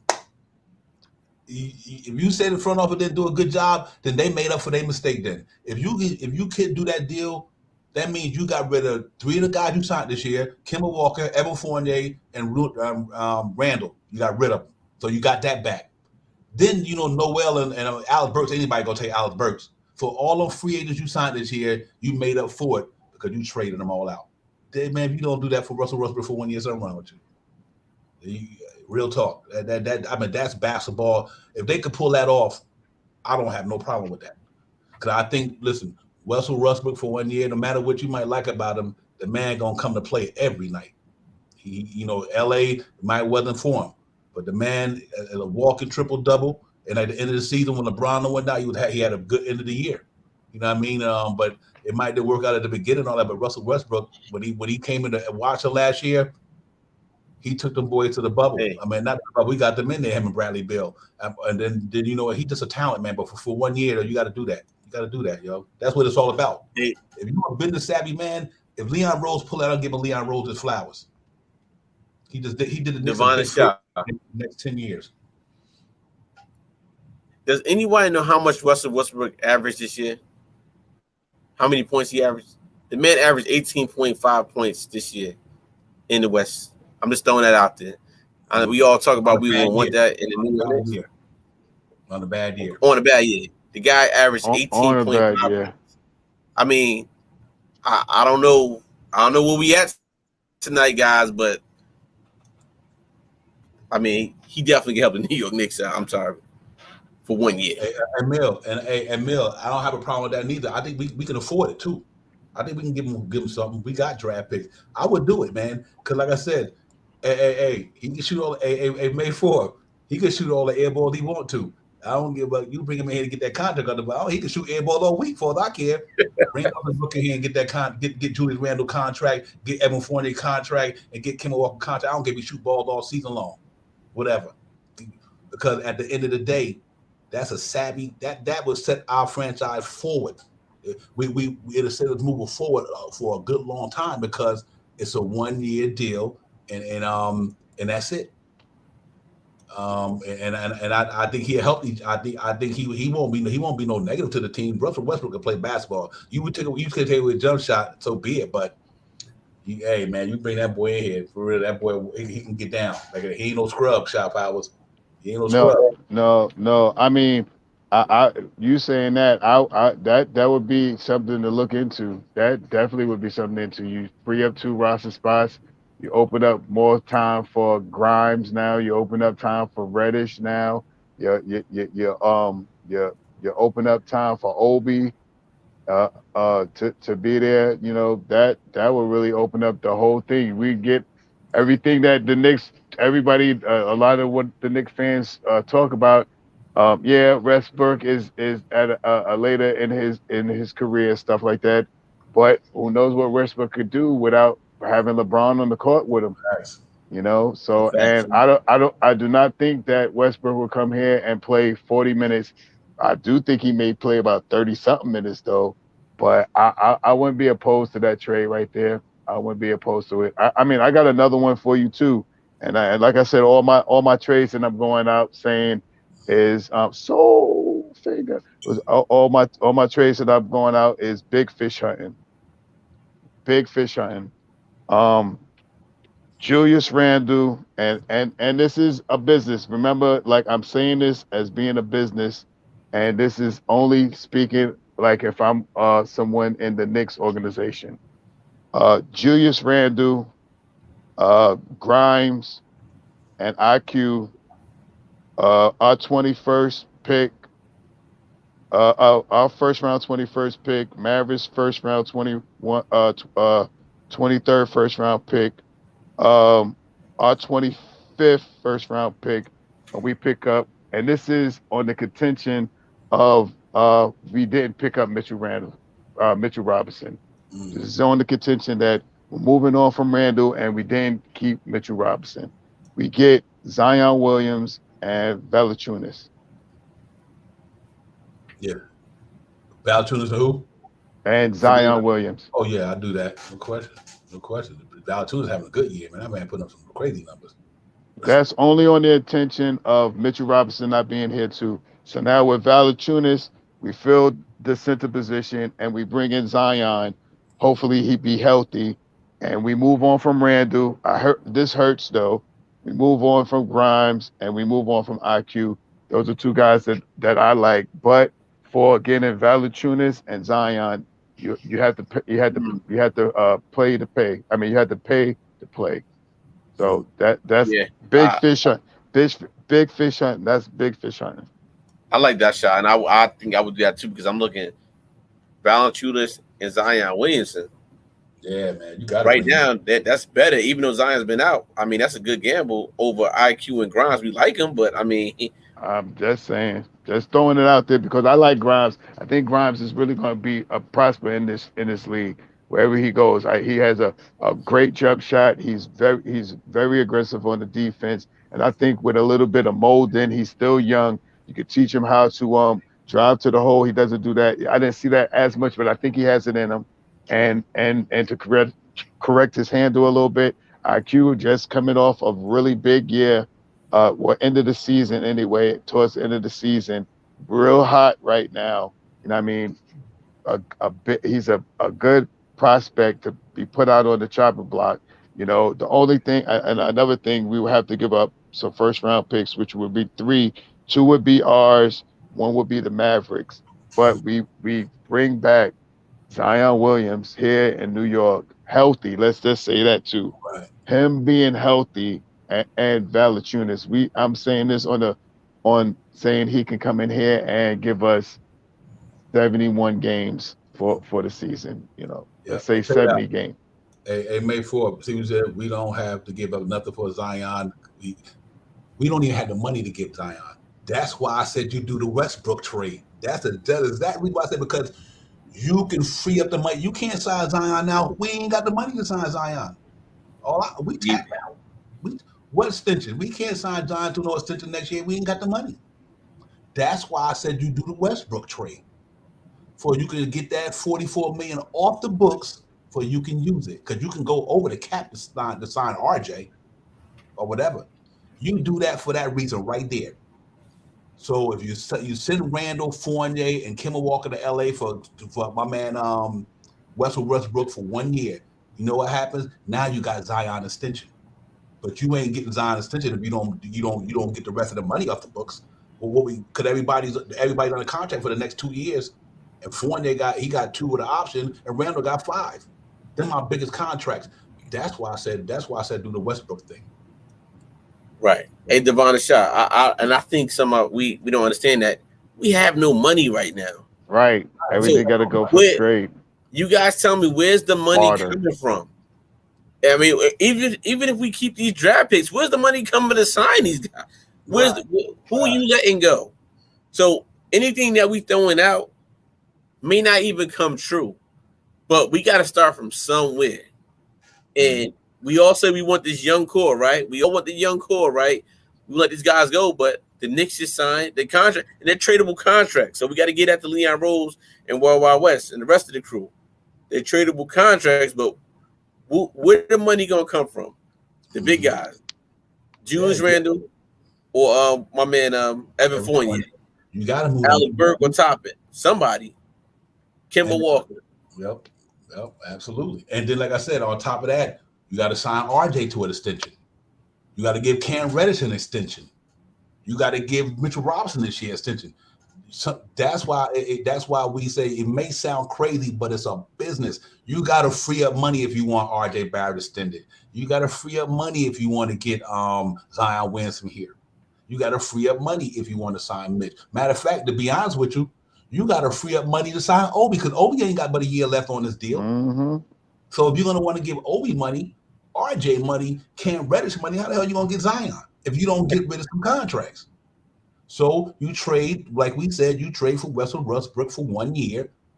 Now you freed up $44 million. Then you find a way to ship Noel, and then you find a way to ship Alex Burks out. That was $60 million. Yeah. Now you could be in the ballpark. Now you can wheel and deal. But you can't wheel and deal without no money, guys. And that's why the trade may sound crazy, but sometimes you got to take a step back to take 2 steps ahead. I would take a step back on Russell Westbrook for 1 year to take 2 steps ahead in the future. I would take him for 1 year to set back. I would take a year back, like today. I would like this year right here, not purposely, because I think my man Russell Westbrook will help us get to the playoffs. I think he that good. It just didn't work with LeBron James, because LeBron James is ball dominant. He is ball dominant. That's why I work with KD, because KD not a ball dominant. You can throw the ball to KD, he can knock it down. See, Westbrook and LeBron James need the ball in their hand. Both of them go downhill. Both of them need the ball in their hand. And if Russell Westbrook kicked to LeBron James, he's not a great shooter. So that thing didn't work anyway. But you look at Russell Westbrook numbers, he still did 18, 7, and 7. You wouldn't take that for 1 year knowing that you got a chance to line up to get anybody you want because that money come up the books? Come on, man, this is a business, bro. So I would do it. Shout out to KJ in a heartbeat. But what I'm trying to say, if you want Zion in here, we got to free up money. Knicks are over the cap. It's over the cap. So you got to find a way to wheel and deal and free this money up. If Leon Rose could pull that off and get all that money back that he had bought, that he gave out this year, KJ, if he can get rid of them 3 that you said and get rid of Noel and Burks, all 5 guys who signed, we got them all off the books. So he went from maybe a subpar free agency to he recuperated, made up for that in 1 year. That would be crazy. How long did we sign Leon Rose? How long is his contract? What, 3 to 5, 3 to 5 years, right? So this is going on. This is going on year 3, right? For them. Yeah. So guess what? Year 3, they got a lot to prove. Right. They playing. Right. They got to prove. And you think they not getting? Imagine us. We not getting no sleep over this. Imagine them guys. Them guys not getting no sleep. So they got a lot to prove to the fan base, to James Dolan, to the rest of the staff, because they don't want to come striking out. Again, this is their first time doing this. They were agents. Leon Rose is an agent. So they want this to say, you know what? Agents can do this because it's going to open the door for more agents to come on in and be executives in the league and make these decisions. So my thing is, they're going to swing. They're going to swing hard, and they're going to swing smart. The one thing we can say about these guys, they know how to draft well. They can draft. Go to Scott Perry, him in front. Right. Yeah, did y'all read the letter? Did y'all see the man letter today? I mean, I think it speaks for itself. If y'all read Leon Rose letter he put out today to the Nick ticket holders, it tells you what they're doing. They're gonna keep going young. He put it right there. What he said. I didn't see that. Why he said that? I didn't see that. Yeah, Youth movement. That's what they're doing. You know, and it makes sense because I think if Tibbs would have learned his lesson early in the season, the youth movement would have been kicked in. But you know, Tibbs, like he is our coach, he little every now and then he's stubborn. He had to learn. He knew that now that Leon Rose put the letter out, things, you know, he like, listen, and he kind of, that letter to me was kind of inspiring to me, because sometimes you get these guys bad reps when the season don't go the right way. Knicks did not. Leon Rose have done a good job. Think what he did. Other than Randall, he didn't give out no money. He didn't mess up the infrastructure for a long term. He brought in 1 and 2 year deals. All our young guys played. You can't blame Tibbs the way he might have coached them from what the front office did. The front office brought in these boys up in here. They brought in Quickly. They brought in Obi Toppin last year. They brought in Grimes this year. They brought in McBride this year. They're the best move I think they did. Got Cam Reddish. That's the front office. That's a good move. I don't think they failed in no means by me. I think the season didn't go the way it went because of the injuries and things of that nature. Because like I said, when we're not winning, is everybody did something wrong. If it wasn't for Nerlens Noel and my man Nerlens Noel, Derrick Rose, and Kemba Walker, the Knicks would have been in the playoffs. Book that. But because of the injuries, a COVID season, we had to rely on guys that we might have thought wasn't ready, and they, you know, at the beginning of the year they wasn't ready. They just got to the NBA, but still, you should have given them time to play so you get Tibbs that strike. But the front office did a fine job to me, because you know why? All that money comes back. All you got, the front office, they thought Julius Randle would come in here and do what he did last year. We thought Julius Randle was going to do what he did last year. We didn't think Julius Randle was coming here this year and do what happened with him. None of us thought that. Julius Randle, 24 and 11. We thought we were going to get the same Julius Randle from last year, but unfortunately, it didn't work out. So you know what? But I do think that we still in a good place where we can get rid of a lot of them contracts and move on with the youth movement. So I think the front office is fine. The infrastructure's there. We got four first rounders and like eight second rounders in the next so many years. 12 draft picks. They in a good spot. They got flexible contracts. They just got to let this young core they got to meet Shot Powers run with them young boys, like he said. Run with them, develop them, which they've been doing. Quickie got better this year. Obi got better this year. RJ got better this year. Grimes took a step. Sims took a step later on in the year. Deuce McBride finally started to see what he could do.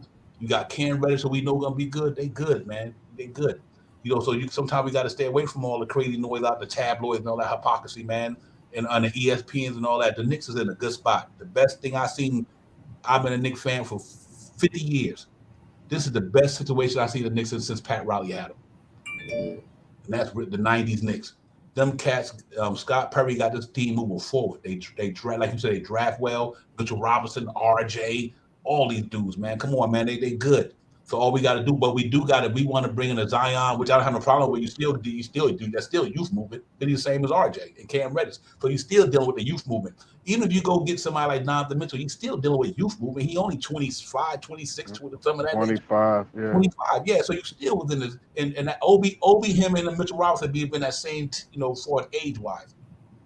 So you still dealing with the youth movement. But order for you want to still stay relevant though. So I think the Knicks is in a good spot. I think they're going to strike it pretty good. Shot Powers, it's just a matter of time. It really is. I know they have ideas, and like I seen that thing that the from Leon Rose about the youth movement. That's one of the reasons why, because the way I took it, like Keith said, I mean, I don't know if it was just me, but when he said that, if a big fish comes out, he's ready to jump upon it because he's getting these guys. He's like building them up. He wished that they could have not him himself, but I wish that they could have played the youth a little bit more because I hate to say it out loud, but if we are going big fish hunting, some of our guys, some of y'all young guys that we have here are not going to be here. You True. know, they are not going to be here. I also got another trade too for Julius Randle. And I'm not sure if this matches up the money wise per se, but Julius Randle, Cam Reddish, and a first round pick for DeAndre Fox and Harrison Barnes. I'll pass.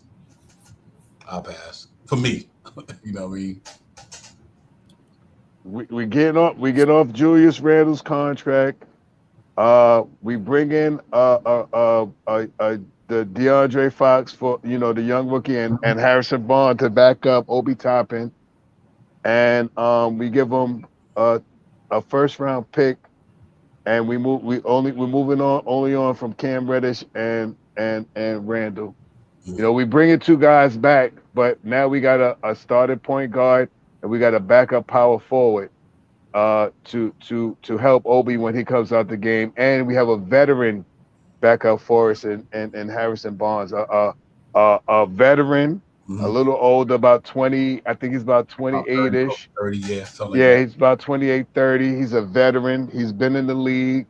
DeAndre Fox is not the best point guard, but he is a scorer.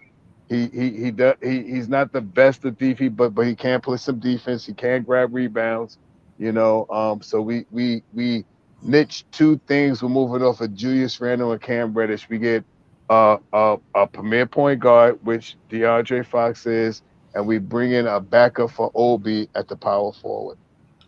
Yeah, I like it. I like it. I like it. But I'm just trying to sell I it. know That's you said, all. I'm just yeah, trying to make it I'm sound good. no, I'm that's just a trying good to make trade. it sound good. I was big on De'Aaron Fox earlier in the year. Y'all remember I wanted him. Yeah. Only reason I now with the emergence of Manuel quickly and De'Aaron Fox just signed that extension, man. You know what I mean? He got 158 million. Oh, he did. All right, so I Yeah. take it back then. Yeah, He had to All right, be there. I Yeah, take it back then. I didn't even know that he signed this extension. that's the only reason I wouldn't do it. I was just trying to go for a big fish. I was just saying big fish. I thought the two guys together, Sacramento, we was talking about them earlier. I didn't know no contracts and not like that, but I was trying to sell it off. Yeah, and you know what? And you're 100% right. Who's to say that? But I do think that I think the Knicks seen something. I really do. Because like I said, I'm this start lineup right here. Manuel quickly, $3 million this year. I'm gonna say $3 million. RJ Barrett next year, $10 million, $13 million. Cam Reddish starting power forward small forward next year. He make a $5 million. That's $18 million. Then you got Obi Toppin make $5 million next year. That's $23 million. Even if you give Mitch a extension at $15 million, that's $38 million in your start lineup, and they talented. If they don't go that route, something wrong with them. Right. That's what I was saying about the young movement.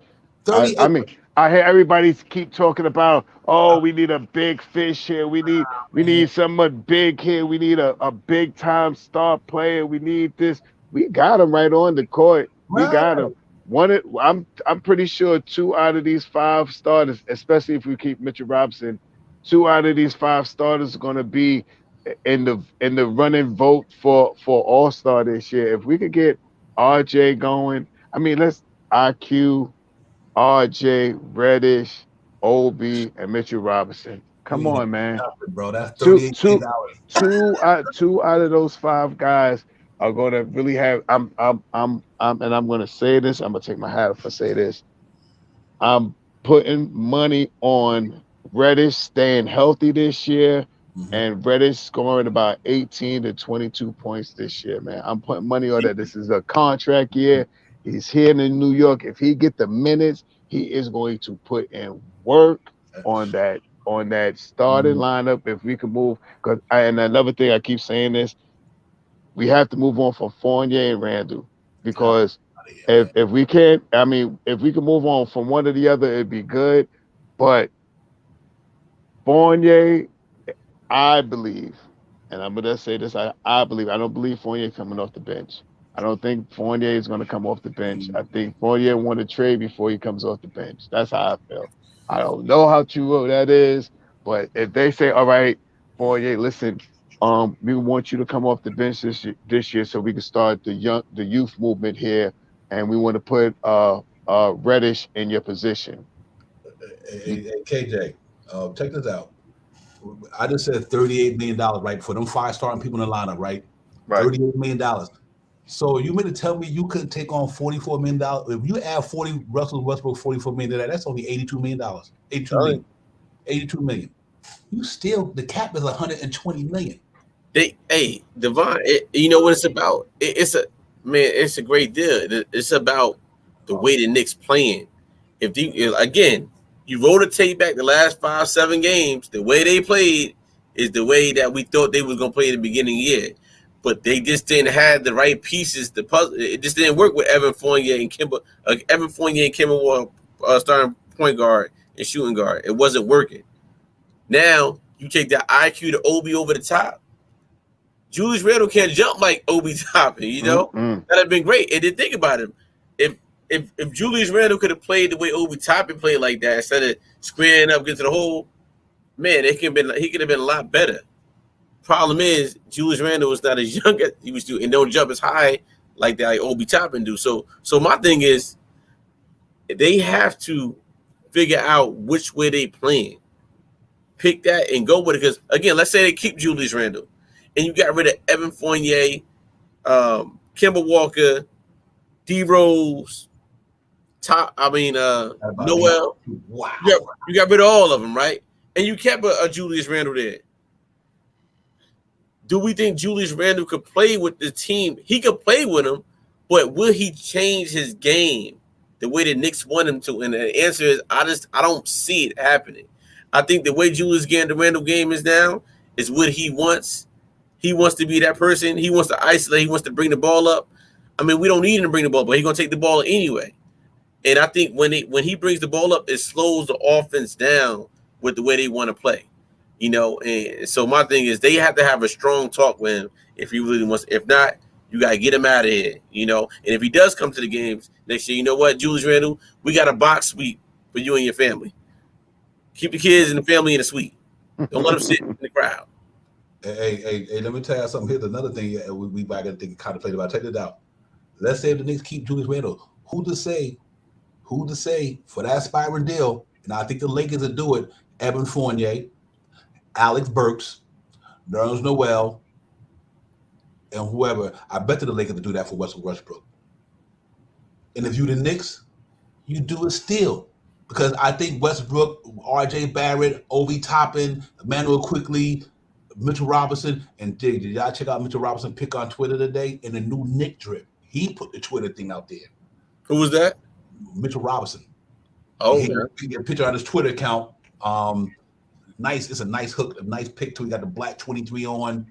It's lit. You know, that man wouldn't put that out if he wasn't staying in New York.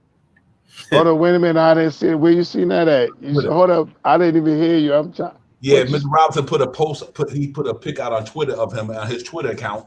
He's like in a black Knick uniform. It's dope though, and you know, and he it's like a new Knick drip. He got on some new jersey or something. It's dope, man. And I like. He put that there to let you know what he's saying is I'm going to be a Knick. That's what that's about to me. I hope so. Now I gotta go. Now I gotta go troll Twitter now. Yeah, hey man, I see to the day. But I think he's coming back. But that's what I'm saying, man. Because even for 1 year, if you have to roll with now that you got quickly Burks out of here and you got Kemba, man, out for 1 year, Westbrook with Emmanuel Quickly, R.J. Barrett, Julius Randle, Mitchell Robinson, you got to do it for 1 year. So what we need in New York right now, point guard, right? Mm-hmm. So if that's only if we bring Julius Randle back, guys. I'm saying this. If we bring Julius Randle back, hypothetically, I don't got no problem getting rid of Fournier, Alex Burks, Kemba Walker, and Nerlens Noel for Russell Westbrook for 1 year.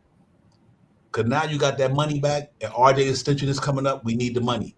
Cam Reddish, if he works out for Cam Reddish, he's gonna want some money, and you get to sign both of them players with Russell Westbrook money, and you got a playoff team right there. Russell Westbrook, if it's Emmanuel quickly at the 2, or 1, whatever, with RJ Barrett, Julius Randle, and Mitchell Robinson, I still think that's a good team. I still think they get in there. I think they get in there. Because before number one, Julius Randle going to play with a point guard who he's going to have to respect.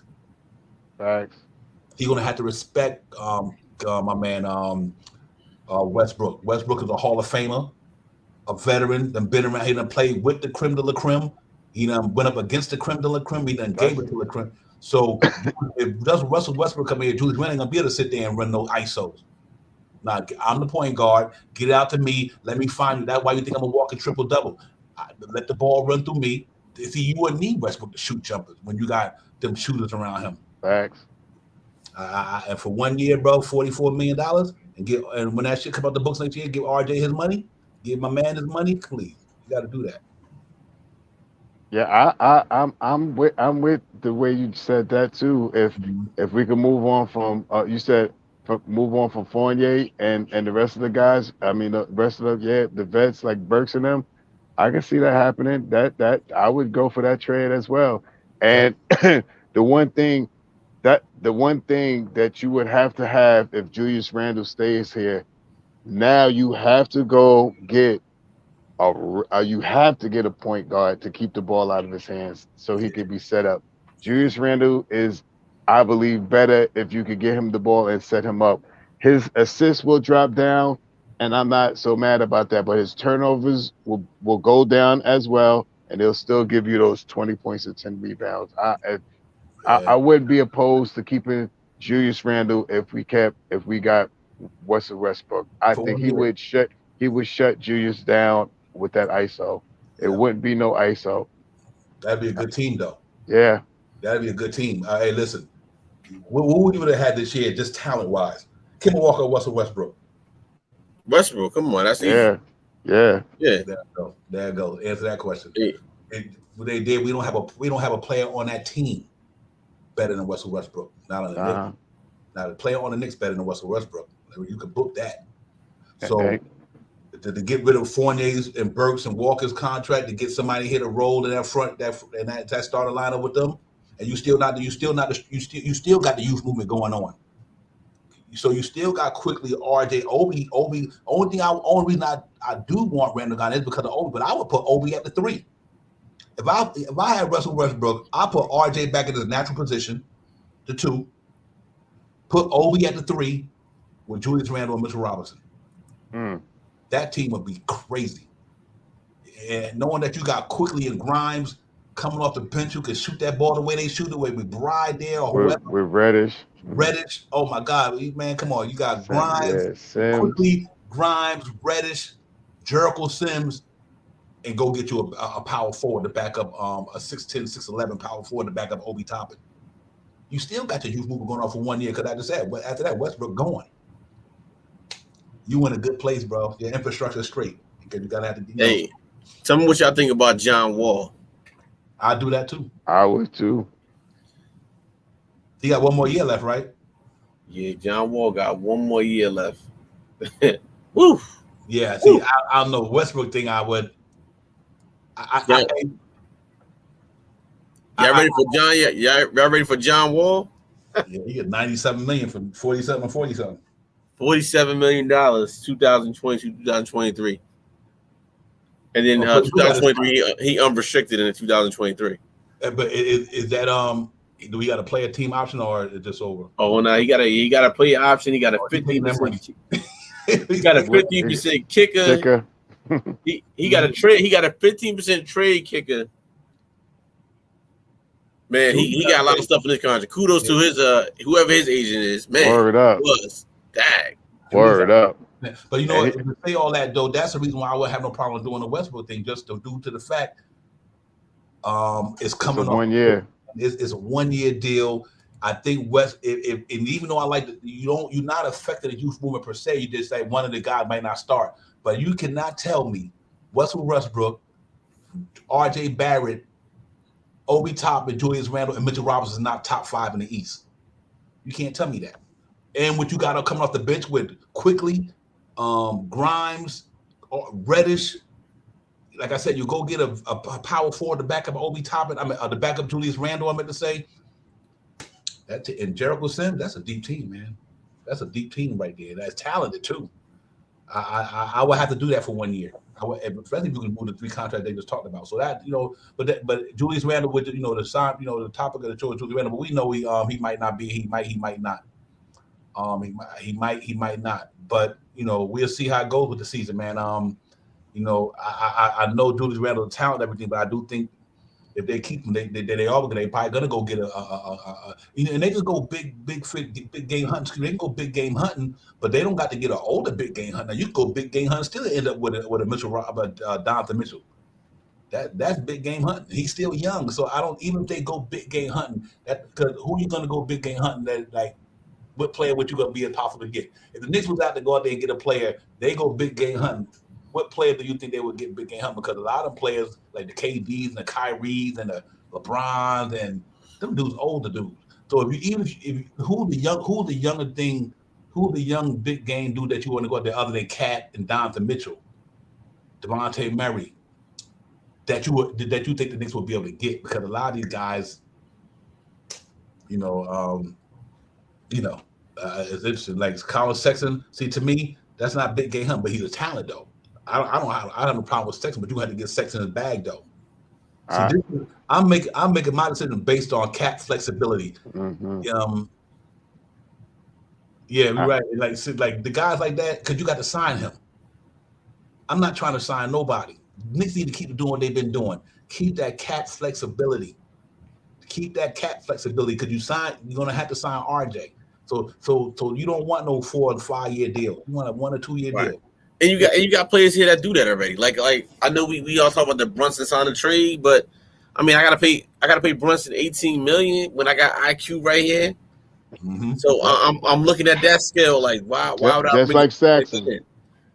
Sign a trade. So I just don't see them doing it. And again, we have no money right now. We got to stretch contracts to get the money to do this instead of signing and trading. Find a team. If you're going to trade Julius Randle, you got to sit him down in the room. Julius Randle, this is the way we play. I'm going over and over again. We don't want you to bring in the ball up no more. We want to bring in a guard. Can you play this way? If you can play this way, we gonna play. Then yeah, we'll take you back. If not, we're gonna find somebody. We're gonna trade you to a contender. We got to trade with LA for Western Westbrook. We got to trade with Minnesota for 3 other players. I mean, you can go down there and play with Cat and Edwards and the rest of the crew and D'Angelo Russell and that crew. I mean, obviously you can go places, but my thing is that's the conversation they need to have with him. And I think they are going to have those conversations with him. I think they already had it. Since you said Leon Rose came with that letter today saying, hey, look, we want to go with the youth movement. Yeah, guess what? Keep all the youth, spread those contracts, and bring in more players in for more assets. I think that's the route they're going, man. Okay. I swear to goodness, man. Excuse me. It's the right thing to do, though. It's the right thing to do. Listen, there's nothing wrong with trying something that don't work out. The one thing I like about what the Knicks did, they tried something that didn't work out, but it did not mess with the infrastructure. It didn't cause us to be set back for 10 years. The Fournier thing, the Alex Burke, I don't got no problem with that. It didn't set us back. You know what I mean? It kind of hampered on the season because we didn't make the playoffs, but it did for the foreseeable future. It did not hamper the organization whatsoever. The New York Knicks is in a good place. Let me reiterate what I said. Cam Reddish, RJ, Obi Toppin, Emmanuel Quickly, Mitchell Robinson, Grimes, Sims, McBride. I mean, these cats are in a good place, bro. Literally. All you got to do is just plug in there. Just plug 3 players in there or 4 players, whatever, to fill a roster out. But make sure you got some veterans on, maybe like a a Todd Gibson or a minimum deal just to have that knowledge and that experience on the bench. They ain't got to get in a rotation. They don't, they just on a team to guide these guys like coaches.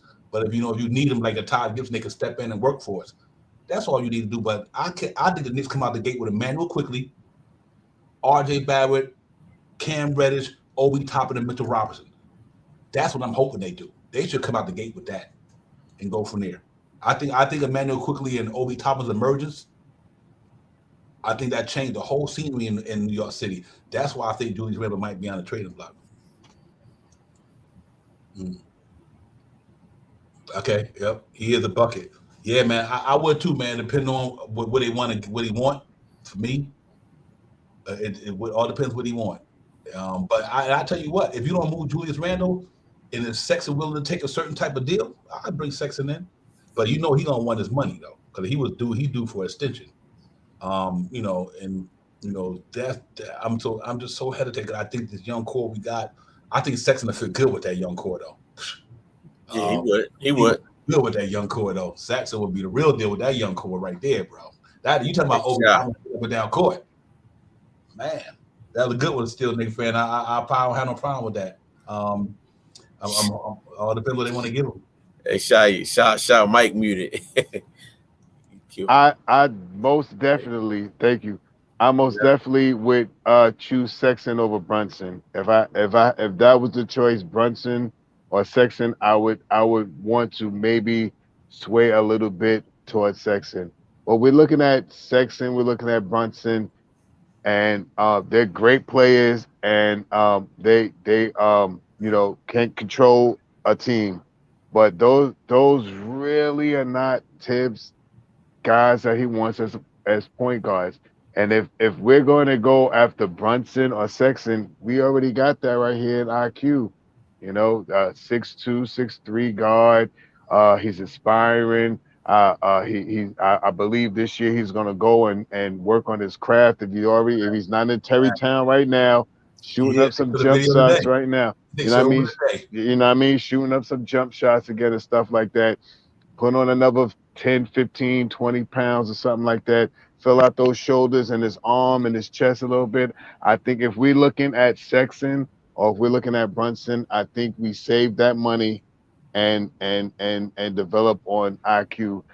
Would I like to see Brunson here? If that was the choice between Brunson or Sexton, I would pick Sexton before I would pick Brunson. Right. He is a dominating player. He's coming off of an injury, so I don't know how much money. And he's another guy that we would have to look to sign to, because he's in next.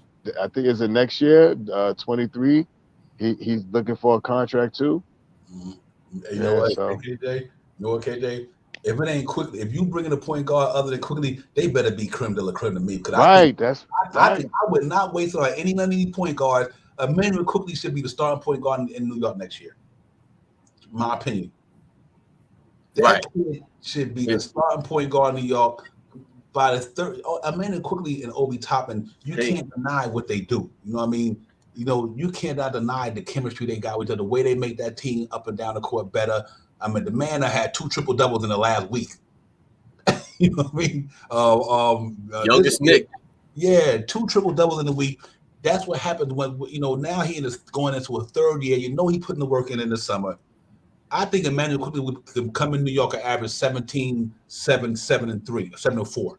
I think he can do 17, 7, and 4 on a regular in New York. And let's not forget about McBride.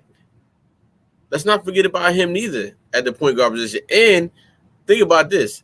It's all going to depend on our lottery pick this year, because if we somehow find a way to get in that top 5 or top 3 lottery pick, and it's a way we can get Ivy from Purdue, let me tell you, all bets may be off. So it's a lot of things. You can trade that. It all depends on the lottery pick that we get to. So we got a lot of good things going for us, guys. And I just feel like right now, the Knicks are in a very good place. Even though we lost, we didn't make it in. But as far as infrastructure, the contracts, and we got the right young players, not just 1 or 2. We got several. We got about 5, 6 young players that's going to be nice in the next 4 to 5 years that we can see being New York Knicks for life. if we stick to the script. Hey, So good take. Well, here's my thing. Let's go position. Nick center position. Mitchell Robinson and Jericho Sims for the next 4 years. Not a problem whatsoever. I'm good with that. Obi Toppin, whether it's a draft pick this year or you bringing somebody behind Obi Toppin for the next 3 or 4 years, I'm good with that. Cam Reddish, RJ Barrett for the next 4 years, I'm good with that. You know what I mean? Emmanuel Quickly, Quentin Grimes, whoever, I'm good with that. All you got to do is just bring in some guys, some veterans to put with Todd Gibson. Somebody could back up Ovi, whether it's in the draft or that's if you can move all these other guys I'm talking about. But going forward, I think that's what you want right there. You got a young nucleus. They all can defend. They all can shoot the three. They all can put the ball on the floor. And they all can shoot threes. And they all athletic. How many teams in the league gonna be able to keep up with Obi Toppin, Mitchell Robinson, Cam Reddish, RJ Barrett, and Emmanuel Quickly on a fast break in the NBA? How many? Man, come on, man. I mean, listen, you got Emmanuel Quickly throwing live the Obi Toppin and Mitchell Robinson all day, every day. You got Cam Reddish knocking down shots, Emmanuel Quickly knocking down shots. Obi gonna come back better with the 3 ball. He knocking down shots, and RJ knocking down shots. You know what the next team that made me think of? I'll keep saying it again. They need to go the direction of the Memphis Grizzlies. The Memphis Grizzlies have big game players. They only got one. Ja Morant. They ain't got a bunch of superstars. Look where they at. They about 3rd or 4th in the West. They ain't got a big bunch of stars out there. They got a young athletic team who could defend with Desmond Bain, Clark, Brooks, Jared Jackson Jr., Ja Morant. These cats is young and they athletic. They get up and down the floor. They play D. They can shoot, and that's why we won the game. We won at the end of the year. You roll with that team, man. Don't be, you know. So I think the Knicks need to go the way the Memphis Grizzlies is going. They gave Ja Morant the keys. They put that youth around him. They put a couple of veterans here or there. They had Valanciunas, but now they brought in Steven Adams. So they got that's like Todd Gibson's like Steven Adams and Valanciunas. You got that one veteran dude on the team that's going to teach these guys how to play basketball, but they can contribute. That's Todd Gibson. Then they probably got what's my man name? Anderson used to play with Popovich, the light skin, the slow dude. They got him there. That's another veteran. So you got these veterans know their roles. They know that we here to teach the youth, and when it's time to come up, we can do what we do from. That's what Knicks just got to go that way. They there now. I think if they can get rid of these contracts, man, the New York Knicks is in good shape. Real talk. And I just think, guys, that if we do that, and I think these trade things, we got some good ones, man. But man, I mean, you know, I wouldn't want to be Leon Rose and Scott Perry right now. Just how I was worse.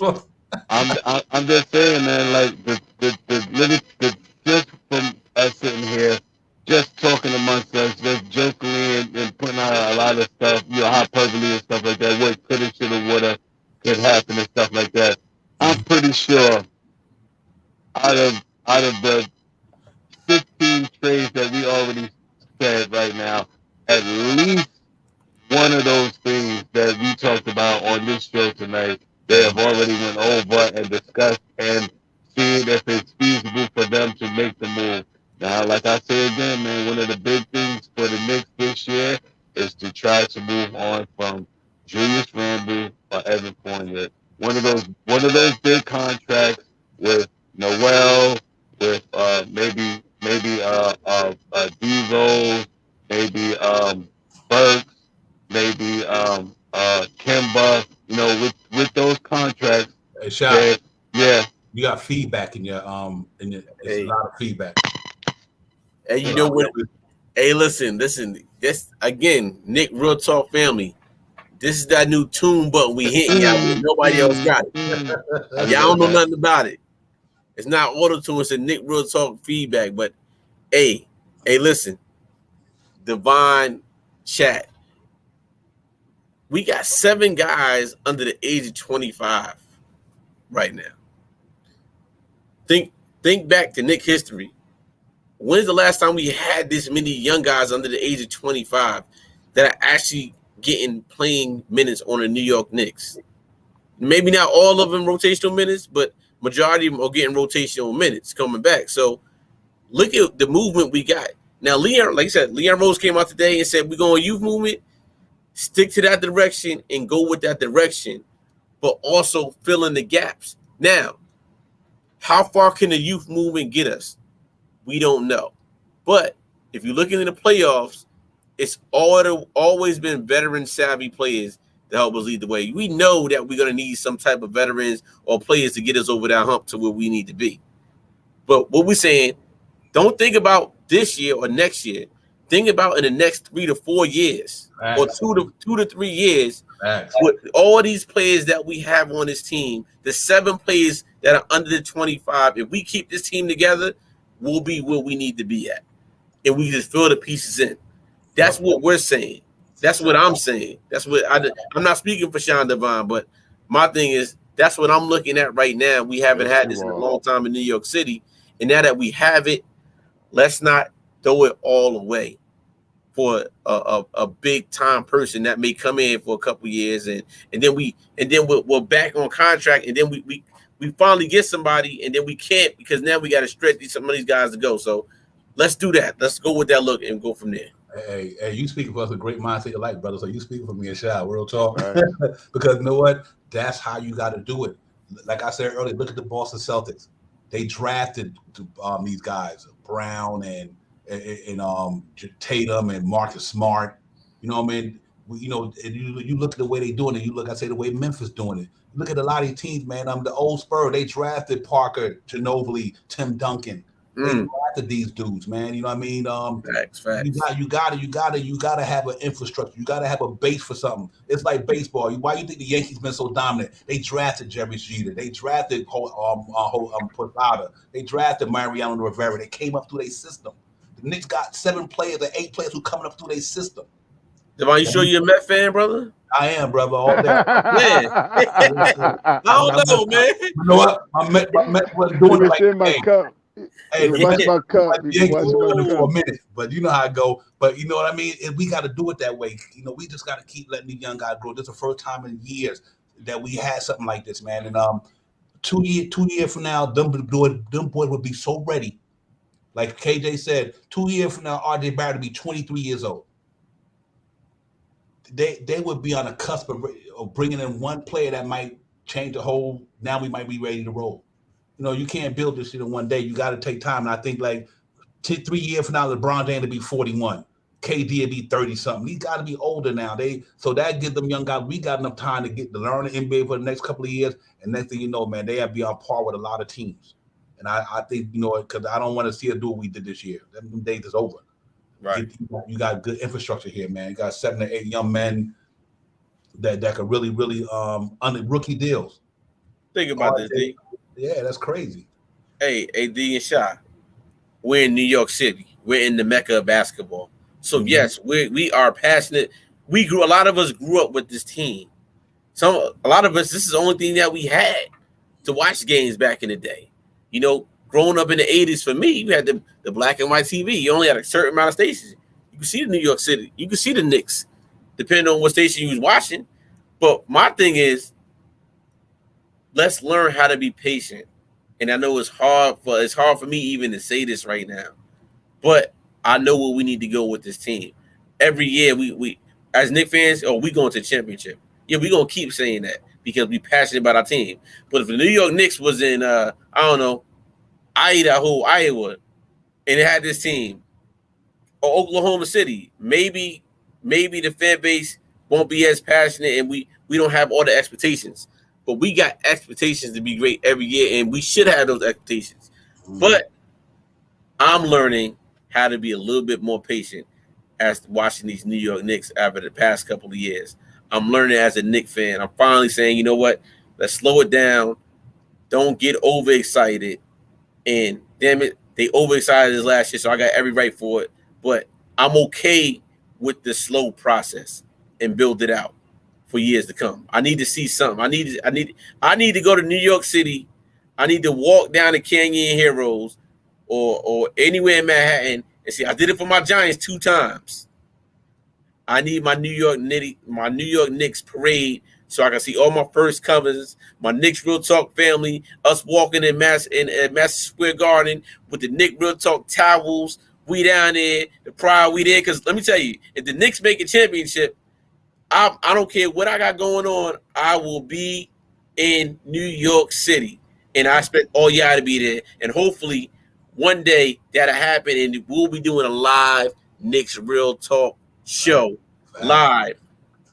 Facts. From wherever at in New York City. Let's do it. It's going down. Like I said, I'm there. Going down. Hey, listen, I guarantee you going into the summer, for all those who don't believe in Emmanuel Quickly, who don't believe in Obi and these boys, they think this is just a drop in the bucket or a glitch. Nah, this shit is real, bro. This is real. And I think that young talent we got down there is special. The only reason RJ Barrett had to wait this long, because when he got drafted in the league, who did he come behind? Julius Randle and Marcus Morris and them guys. He didn't get the keys to him like John Moran did. When John Moran came in, he got the keys to John Moran.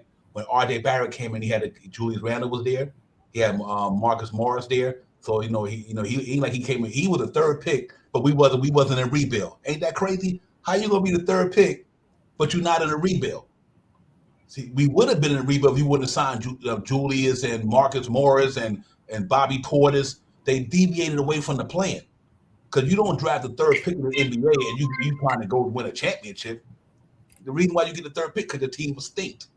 So when you draft the RJ Barrett, you put RJ Barrett and Obi Toppin, just like Obi Toppin, you put them in bad situations because you brought them to guys that's in front of fighting to go to the playoffs. When normally they get drafted in that range, they are rebuilding team. You know what I mean? So RJ Barrett came to his rookie year, third pick in the NBA draft, expecting to be coming from a 21 wins team. Remember, we lost 21 games that year or the year before. We come back and found Steve Mills found all these veterans to put in front of him, and Kevin Knox and Frank and all these guys. That's where they deviated from. They should have stayed the course with the young boy. By now, Knicks would have been good. They would have been all right. So I just think they jumped the gun. That's what I want them to go back to what they were going to do when they drafted RJ. Keep that youth movement going for a couple more years, then bring in somebody to take them over the top. That's what they got to do, because that's what everybody else doing. You know what I mean? And I think they on to something, Shop House. So I'm kind of excited. But listen, I know my brothers got to get to work and everything. We got to get up out of here. We go around the panel, man, and good dialogue. That was Julius Randle, player one, Knicks all-season player review. Sunday, we do the player two. I think the player I'm gonna get to do Evan Fournier. We'll do Evan Fournier Tuesday. I mean Sunday night, guys, 9:00 Sunday. Evan Fournier, player two of the Knicks season all-season player review. We get a pop, but tonight, Julius Randle, whether he's gonna be here or not be here, it remains to be seen. I hope we can move on from him. I like the way that I like to see us do what we're doing, and I think we'd be all right. So if Julius Randle won't be here, that's fine. Be here, we had to deal with it, but I'm good either way. Yeah, I like him. He's a talent, but I prefer to move on because I like what they got going on down there with this youth and where they could save that money. I mainly want Julius Randle to get 106 million off the books. That's why I want to go. And I'm being honest with you, because I think the youth that we brought in changed the dynamics of the friend. I think Emmanuel Quickly and Obi Toppin. I think Emmanuel Quickly made a lot of guys expendable. I think Quentin Grimes made Evan Fournier expendable. I think Obi Toppin, what he's about to do right now, can make Julius Randle expendable. True. Only one I don't see on that team who could make it expendable because we don't got nobody good as them is Mitchell Robinson.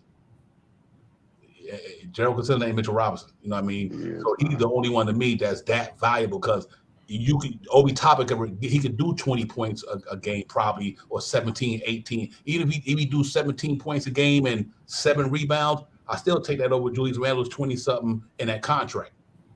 Right. So you know what I mean? And I will take Quickly. I think next year Quickly easy do 15-7 next year, easy in his sleep. 15-7 for the Knicks at point guard with 4 rebounds, shooting almost close to 40% from the 3-point line. I guarantee you next year. And I take that. I take that over Kemba Walker and Alex Burks. I take that. I will plug it right in there over Alex Burks and Kemba Walker. I will put Quickly over them two dudes any day, the way he's playing basketball right now. So I do think that they got some things to talk about. And like I said, with this rebuild here, it's different, man, because they got talented players there, and I think you can put a couple of players on that team with them to get them in the playoffs. Then the next year they get a little better, it might go to the second round. But I guarantee you, after that, it's a wrap, Shop Hour. So let's see how it goes, man. But KJ, talk to me, brother. Let's get out of here. I know we got to get on our grind in the morning. Yeah. Man. I mean, of course. Hey, thanks for always letting me come on the platform, share my thoughts with you and the brother Sha. And Nick fans, be patient. The rebuild, yes, we've been rebuilding for a long time, but this rebuild is a very different rebuild. Think about this before you guys go to sleep or wake up wherever you're at in the world. When was the last time we had 7 guys under the age of 25 that are actually players on the team? Think about that. Manifest that in your mind and see where we're going with this. The Knicks, this is a rebuild, but it's really not a rebuild because we got an infrastructure right now. Yeah, real talk. Shot Powers. I'm just going to reiterate on what KJ said about the rebuild. We have Mitchell Robinson, R.J. Barrett, Quentin Grimes, Cam Reddish, Deuce McBride, Sims, Obi Toppin, and IQ. Those are guys that we're talking about, and that is 8 or 9 guys that 8 guys that are under 25 years old and could be here for the next 4 years to where they can really hit a good stride together and be in their prime together. So I hope that is what the Knicks is thinking about. For me, on this segment that we talked about, Julius Randle, should he stay? Should he go? I will want Mitchell. I will want Randle to move on, and wish him the best. I hope that this can happen, and hopefully it could hopefully give him a clear mind and a good head, so the next team that he goes to, he can still elevate his game and get that 20 and 10 for that team as well. Yep. Definitely a West Coast team, like you said, KJ. Definitely a West Coast team. Real talk. 2020, 64 games, 19 minutes a game, 11 points. Amanda Cooper shot 38% from the 3-point line his rookie year. From the 3-point line, 38% in his rookie year. 3-point line, 38%. So it ain't like it ain't doable. You know what I mean? He shot 38% from the 3-point line. He shot 39% from the field goal. That's going to go up. He averaged 11 points in both his 3 years as a rookie. That's not bad. 11 points a game. You know what I mean? RJ averaged what the rookie year 14. He averaged 11. So I mean, it ain't like the kid. The kid's gonna be nice, man. I'm telling y'all, before y'all sleeping on him, man, quickly. That brother, the gym rat, man, gym rat cat dog. He going in. He puts his work in. Yeah, that's how things happen. Everybody was down this year. Everybody was down. I mean, every Knicks 3-point shooter except for Fournier was down this year. Randall shot 30. It was a bad year in the Knicks overall. The whole team was down from a percentage standpoint, shooting wise. You know what I mean? RJ, him, Randall, Burks, all of them didn't do too good. So that I don't think that I think that's just the way the season went. Overall, the Knicks shot bad as a team. Yeah, I don't think it's one. I think they would have shot better than that, all depending on what happened with the point guard situation. They just had nobody who can put them in the right spot. So, but anyway, man, salute to everybody. Good show, great show, man. Appreciate y'all hanging in. May 4th, everybody. D. Ross, the whole chat. Keith Turner, my man D. Cool, everybody, man. We're gonna get out here and get it popping for the gentlemen enough. We got to get some rest. D. Ross, my brother, appreciate y'all. Still Knicks fan. Dave coming. Fabian, you already know it is. Rob, my man, salute to you as well. Salute to everybody, man. Appreciate y'all coming in tonight, man. We gonna Akuma, salute to you. Keep Turner once again.